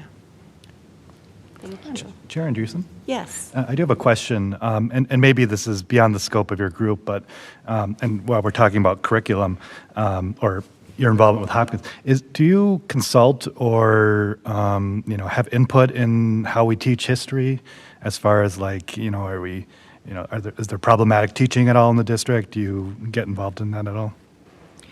We do. We often get approached by our social studies team asking for input and asking for guidance. We've given that to the extent that we're able to. However, putting on my other little hat is in the 2023 legislative session, Indigenous Education for All was passed, which is now also a statutory requirement for all public school learners. So not the Native American students that we bring culturally relevant and traditional programming to, but any student in K through 12 settings. And part of that legislation that was passed gave shalls, so not mays. Many laws include you may do this, you may do that. And in the 2023 session, Indigenous Education for All specified that these shall be taught. And it brought back to Indigenous ways of knowing, traditional medicines, the history of boarding schools, the history of educational trauma, the 11 tribal nations of Minnesota, and implementing and updating the standards for our social studies and science and math programs.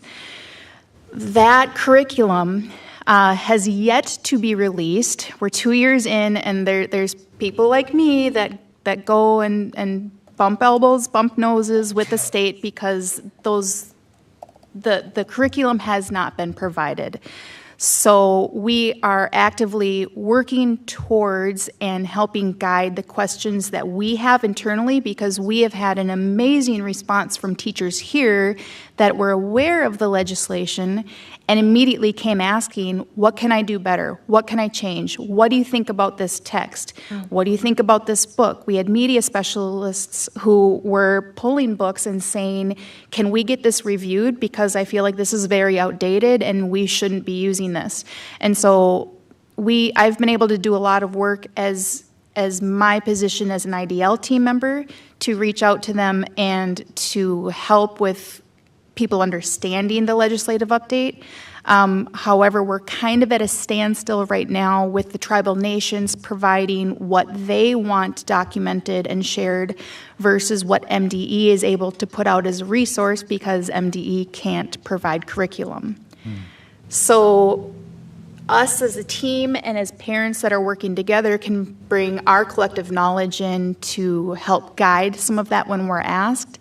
As far as actual curriculum implementation, Dr. Camphy and I have worked on a ton of lessons that we've been able to share with our social studies teams, and we've been able to review and remove some really outdated materials. But as far as actual curriculum that is approved by the state and the tribal nations, that's still yet to come. Okay. And I can talk statute all day long. That's my nerd Yeah. zone right there, so I can... We'll connect you with Rachel. I'm very glad that this district is receptive and working on it, so that's really good. Thank Very you. much so. Thank you. Yep. Chair Andreessen. Yes, Director at Westmoreland. I also have a comment and then a question about history. I'm really grateful that you kind of outlined your personal histories with Indian education and how this has been a really big part of your life and your family's lives. And then also for describing the history with the Indian Ed program here in Hopkins and how we did have a vote of non-concurrence in 2021. And we did have to do a lot of work in order to build trust that was never there to begin with and rebuild some trust that had been there to begin with. And that's, I think, a really important part of our history as a district, and really informs where we are now with this incredible program and the beautiful images and stories you shared tonight. So you mentioned that the funding comes from MDE. My understanding is that it's federal funding that flows through MDE, and they administer it to the districts, and so that this program exists by federal legislation, and that if we want these types of programs to continue to exist and thrive and really continue to be built by members of our community, that we have to work hard to protect that legislation at the federal level, and then all of the protective kind of legislation that's in place at the state level as well. And so I'm just trying to think big picture on this and help our community understand big picture for those who don't have extensive knowledge of Indian Ed and how it came to be. And so I'm asking you to fact check me on what I just said. That's the elephant in the room that everyone is nervous about, terrified about right now, is what in the wording of our statutes could be deleted if the federal government truly deletes some of the programs that we are based out of. So our program is funded through Title VI, through the Federal Department of Education, and through the state, and there are two different formulas that we are pulling those funds from. For Title VI, our students have to identify with a federally recognized tribe, and they have to be either enrolled themselves or within 2 generations removed, and they must be able to prove with their papers that they are a direct descendant from a federally recognized tribe. If federally recognized tribes cease to exist, that's a fear. If Title VI ends up being taken away, that's a fear.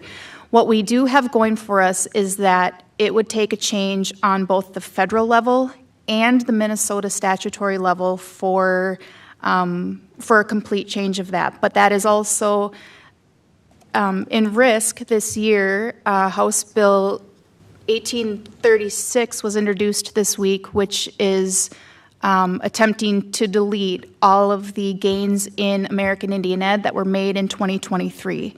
And 1836 is being presented in the southern half of the state, and it has backers.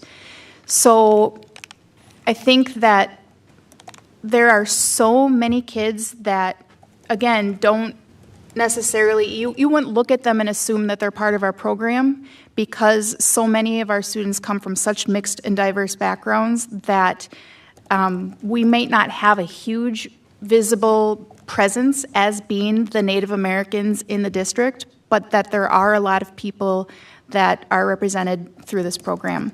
And if that goes away, it absolutely could if federal rules change and if state. So it's not a one or, it's two separate funds, but they are both potentially could change. And this is a program that, I was a student entering the schools in the late 80s, and this was part of my programming. My mother was an Indian Ed in the 70s. I mean, it's been around.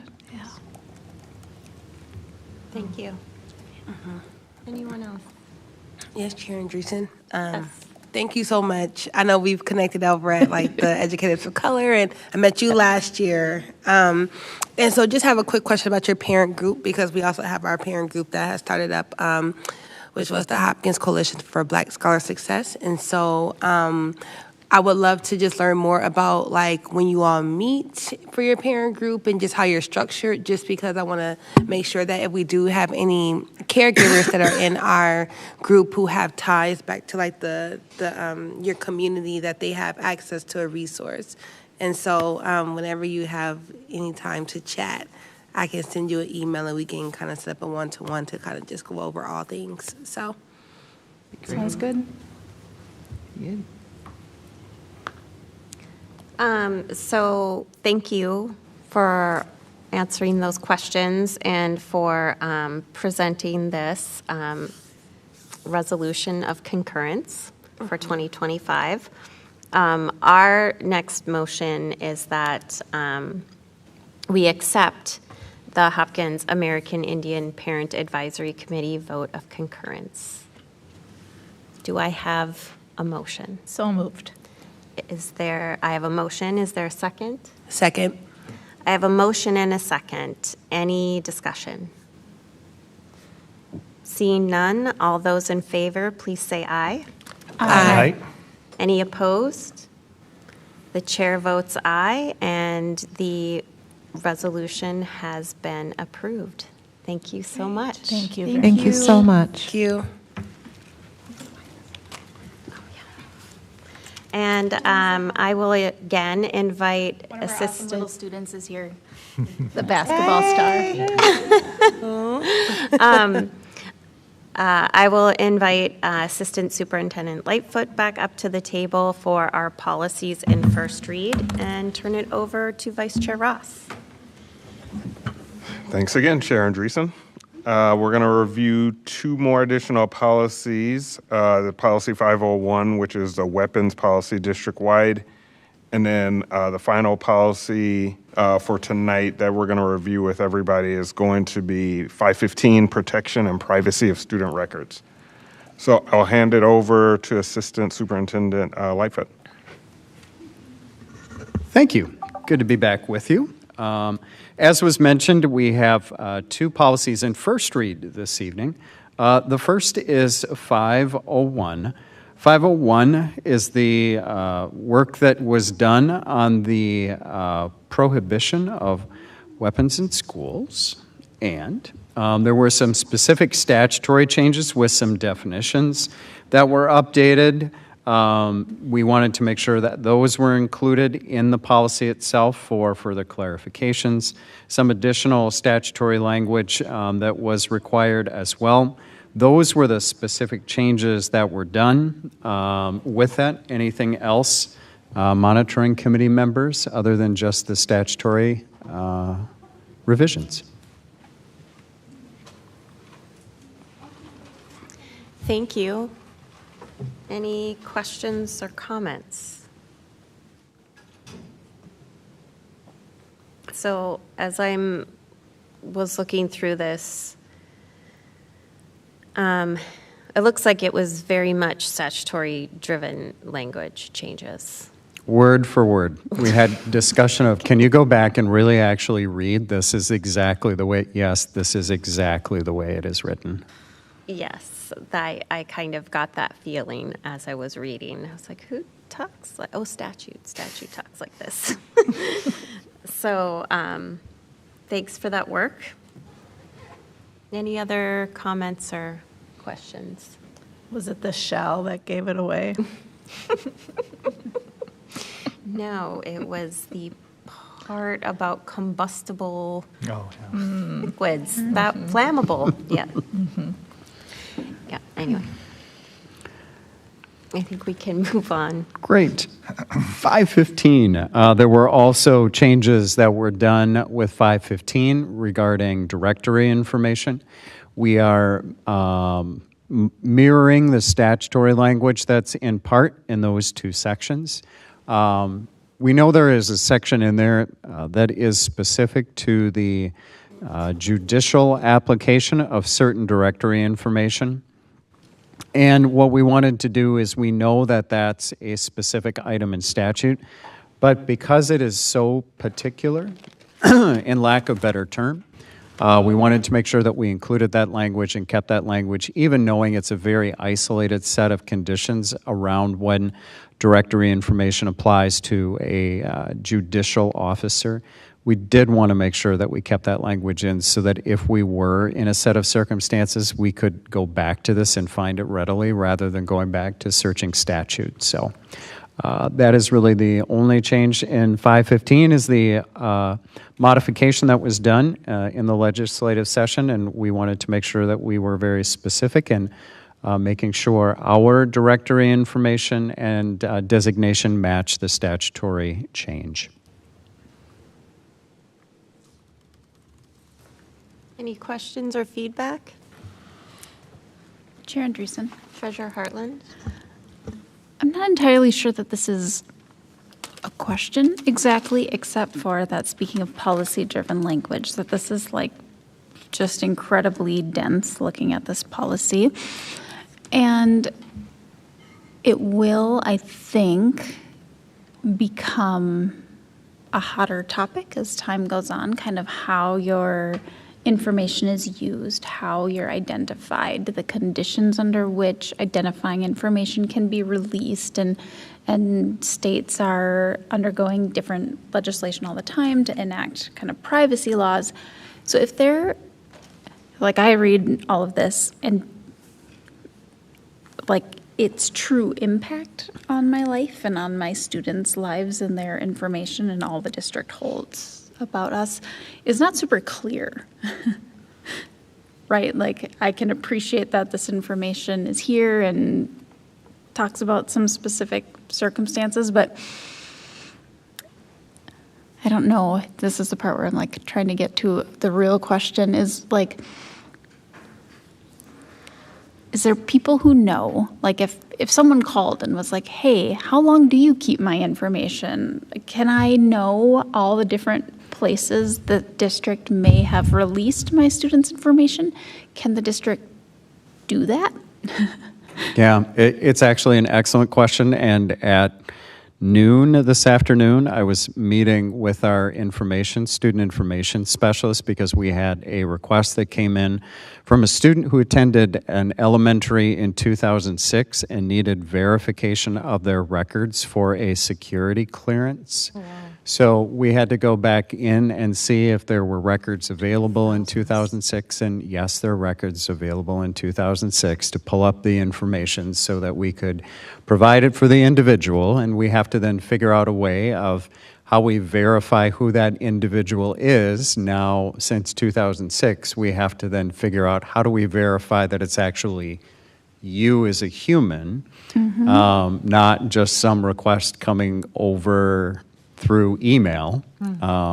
So to that answer, yes, and we do have an obligation to make sure that we are, number one, making sure that the information that we have is accessible to individuals, and number two, doing our diligence and making sure that we are maintaining the security of that information. And then, as you're aware, what information is technically public and available versus what information is not available also crosses over into the requirements that we have now to make sure that the, I'll just say, electronic applications that students are using also has those limitations built into them as well.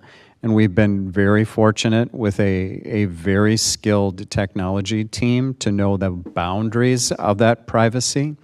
And in fact, we were just talking with our administrative team on Friday about the boundaries of privacy and information as we think about individuals using the difference between a Copilot and a Chat GPT, and which one has boundaries around privacy, which one does not. And if you use one, then the information that you're using become part of a national database, global database. All of those things are very real conversations. And they are guided, fortunately, by the work that is done with this set of system and this set of policies to say, this is our boundary. This is what you can't use. You can't use identification and information. You may be able to use a global concept, but individual information on individuals is not permissible. Well, I really appreciate that, because not only is our data like reveal a lot about us, but it's actually like a modern commodity. It's, companies realize the value of it, and we had a presentation here at this table about how we are we were resource poor, but what were we heavy? Like, we're information and data rich, and so I'm glad to know that the district is taking that very seriously, even in an environment where our resources are, we don't have endless dollars for data security specialists. But so you're saying that the district, despite being always strapped for resources, does really carefully vet any of these extra applications that we take on, and we're taking the release of our students' information and therefore the stuff we know about their families very seriously. Mm-hmm. Absolutely. Student information, staff information as well. Those are all specific data points that we are obligated to make sure that as a system we do our protection work and our exploration work to make sure that what we are using, and as Director Wetter has presented to you, the steps that we take through our cybersecurity systems to work on protecting that information from any requests that may come outside of our space as well. Okay, yeah, I really appreciate that expansion on kind of the practical implication of some of this very dense language. Thank you. Mm-hmm.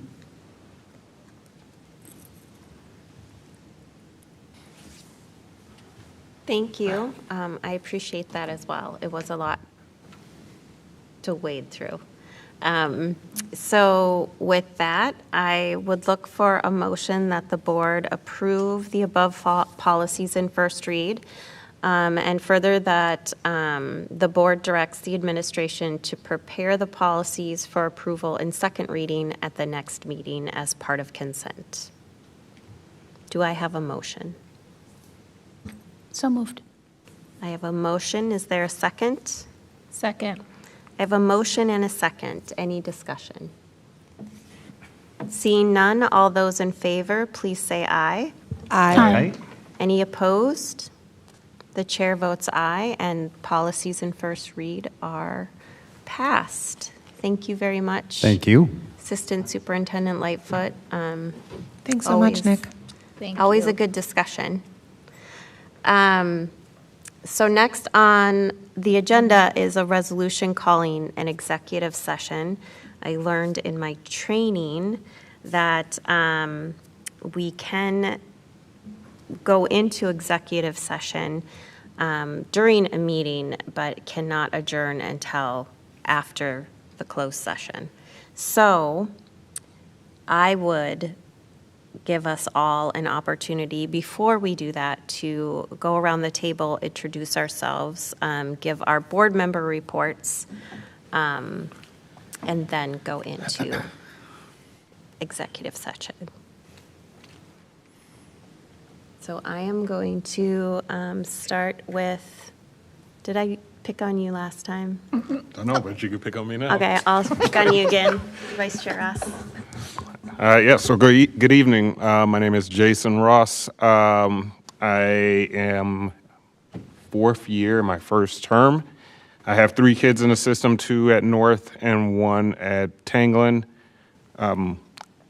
Unfortunately, I was not able to join my board colleagues at HEF or see any other constituents there. I decided to support my child and watch Hopkins' 6th grade A team advance to state quarterfinals, and they ended up taking 3rd, losing to Blaine, and Blaine ended up losing to Minnetonka.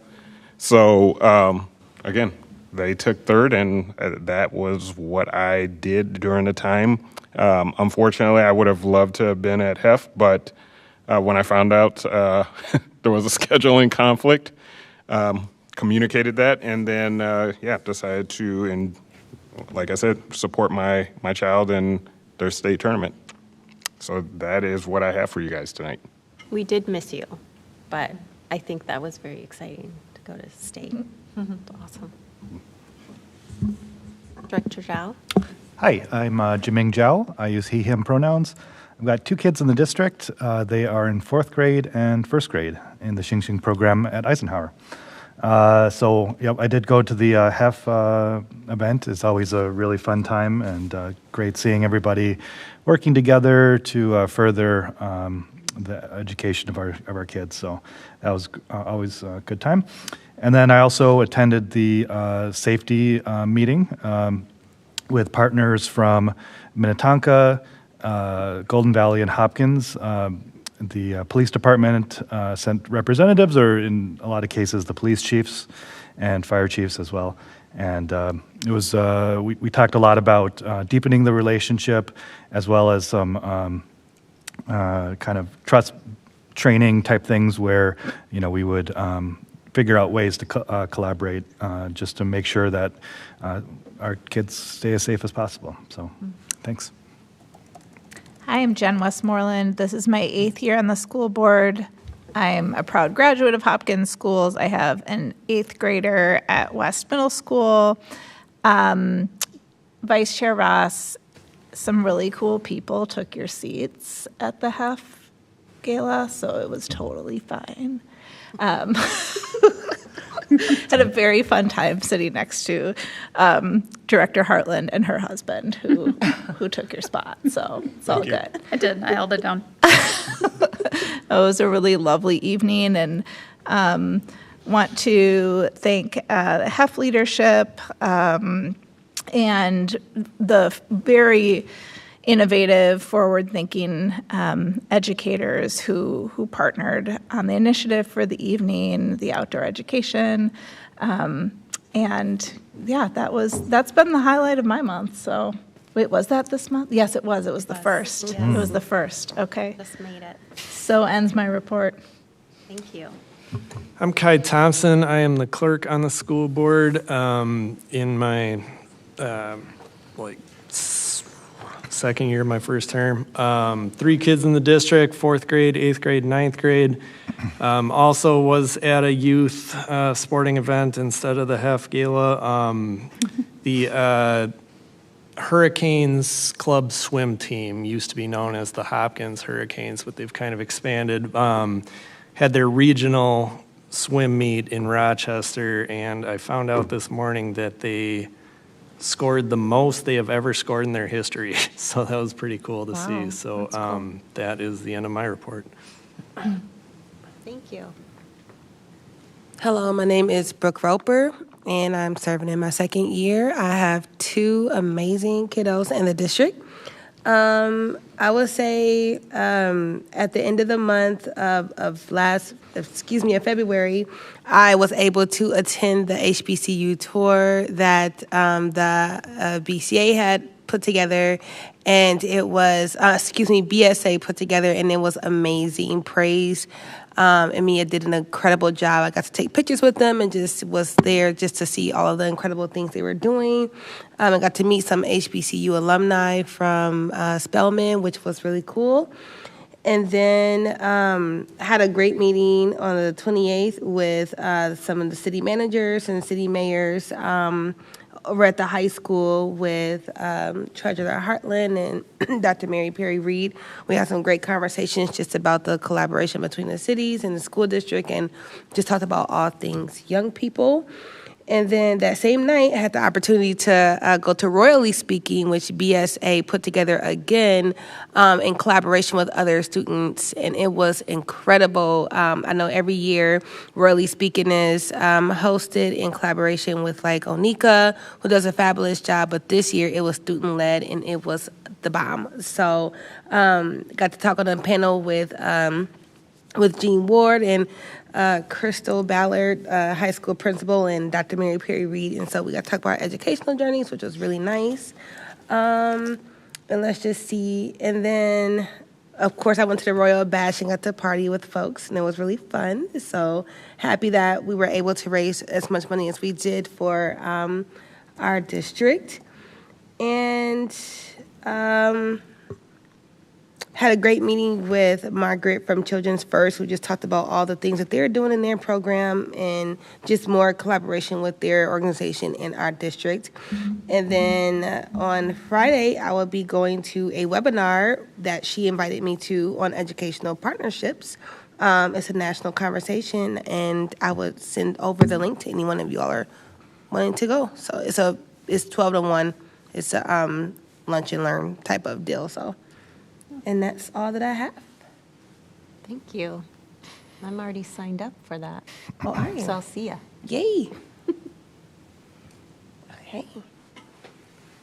I am Treasurer Rachel Hartland. I use she, her pronouns, and I'm in the 4th year of my first term. And let's see. I was the stand-in Jason Ross. I think I did great. It was really fun. It was a nice evening. I've been part of LAC, who is trying to monitor a whole deluge of legislation and changes. I have a high schooler on the robotics team who went up to Duluth to compete, and they did decently well. They were excited with their process. That was a kind of a exhibition match before they're going to be at the U of M in the first week of April. And so they traveled up there and had a good time. I have been at so many teacher conferences because I have 3 children in our district. So I have an elementary schooler, a middle schooler, and a high schooler. So I think I met with something like 14 teachers over the last couple of weeks. And without fail, those teachers have been excited about being at Hopkins. They have been appreciative of the environment that they get to work in. They have passion for the subjects that they teach, and my kids have been having great years, and I really appreciated that.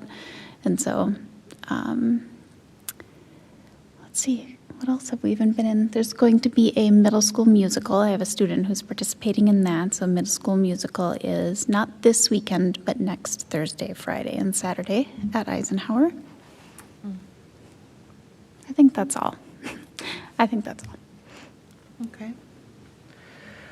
Good evening. I am Rhoda Mary Perry Reed, Superintendent. I did already provide my board report for this evening. I do have 2 children in the district, one at West and one at the high school. And then perhaps one thing I should have included in my report earlier, I recently attended the AASA, so American Association of School Administrators conference in New Orleans. And so typically this conference is attended by superintendents from across the country. There was a very explicit focus on personalizing learning for students in public education. And so lots of individual sessions and keynotes addressing what does personalized and also culturally responsive learning look like, and how do you systematize and operationalize personalized learning, knowing that there is no such thing as a one-size-fits-all approach. That is also an effective approach for teaching and learning. And I would say that overall the learning offered a lot of benefit to my individual thinking, and also superintendents tend to meet in the evenings and just, talk about what we're doing across our different districts. And so the learning also produced some opportunities to share across for healthy group learning as well. Thank you. Thank you. My name is Shannon Andreessen. I currently serve as board chair and am in my 6th year of service, 2nd term. I have a junior at the high school and a graduate from Hopkins High who's adulting. And my board, and I also get to work at Gatewood as a paraprofessional in the special ed department program there. And I also was at HEF, which was a great event, and I got to be at Royally Speaking as well to see our amazing, not only current leaders, but our upcoming leaders in the community, and I am just thrilled at what we currently enjoy in this district and what's coming up. Praise was amazing. So I very much enjoyed that, and also got to go to the exhibit, the Youth Art Month exhibit at Hopkins Art Center for the Arts, and I highly recommend it. It's great to see what all our kids are doing, and I feel personally very proud that 2 of our students in LTL were featured, their art, and it has inspired a gallery hanging of art in one of the hallways at our school, and so incredibly grateful for that happening. And that is my report for the evening. I'm sure I'm forgetting stuff. So then we will move to the resolution calling an executive session. I would look for a motion that the board approves the following resolution. It is hereby resolved that the School Board of Independent School District 270, Hopkins, Minnesota, meet in executive session to conduct the superintendent's mid-year review for the 2024-25 school year, that the meeting be held in person and commence immediately after the passing of this resolution. Further, that it be noted that all board members, superintendent, and clerk were duly notified of intention to call this executive session. So moved. I have a motion. Is there a second? Second. I have a motion and a second. Any discussion? Seeing none, I would ask the clerk to call the roll. Chair Andreessen. Aye. Treasurer Hartland. Aye. Director Roper. Aye. Vice Chair Ross. Aye. Clerk Thompson. Aye. Director Westmoreland. Aye. Director Zhao. Aye.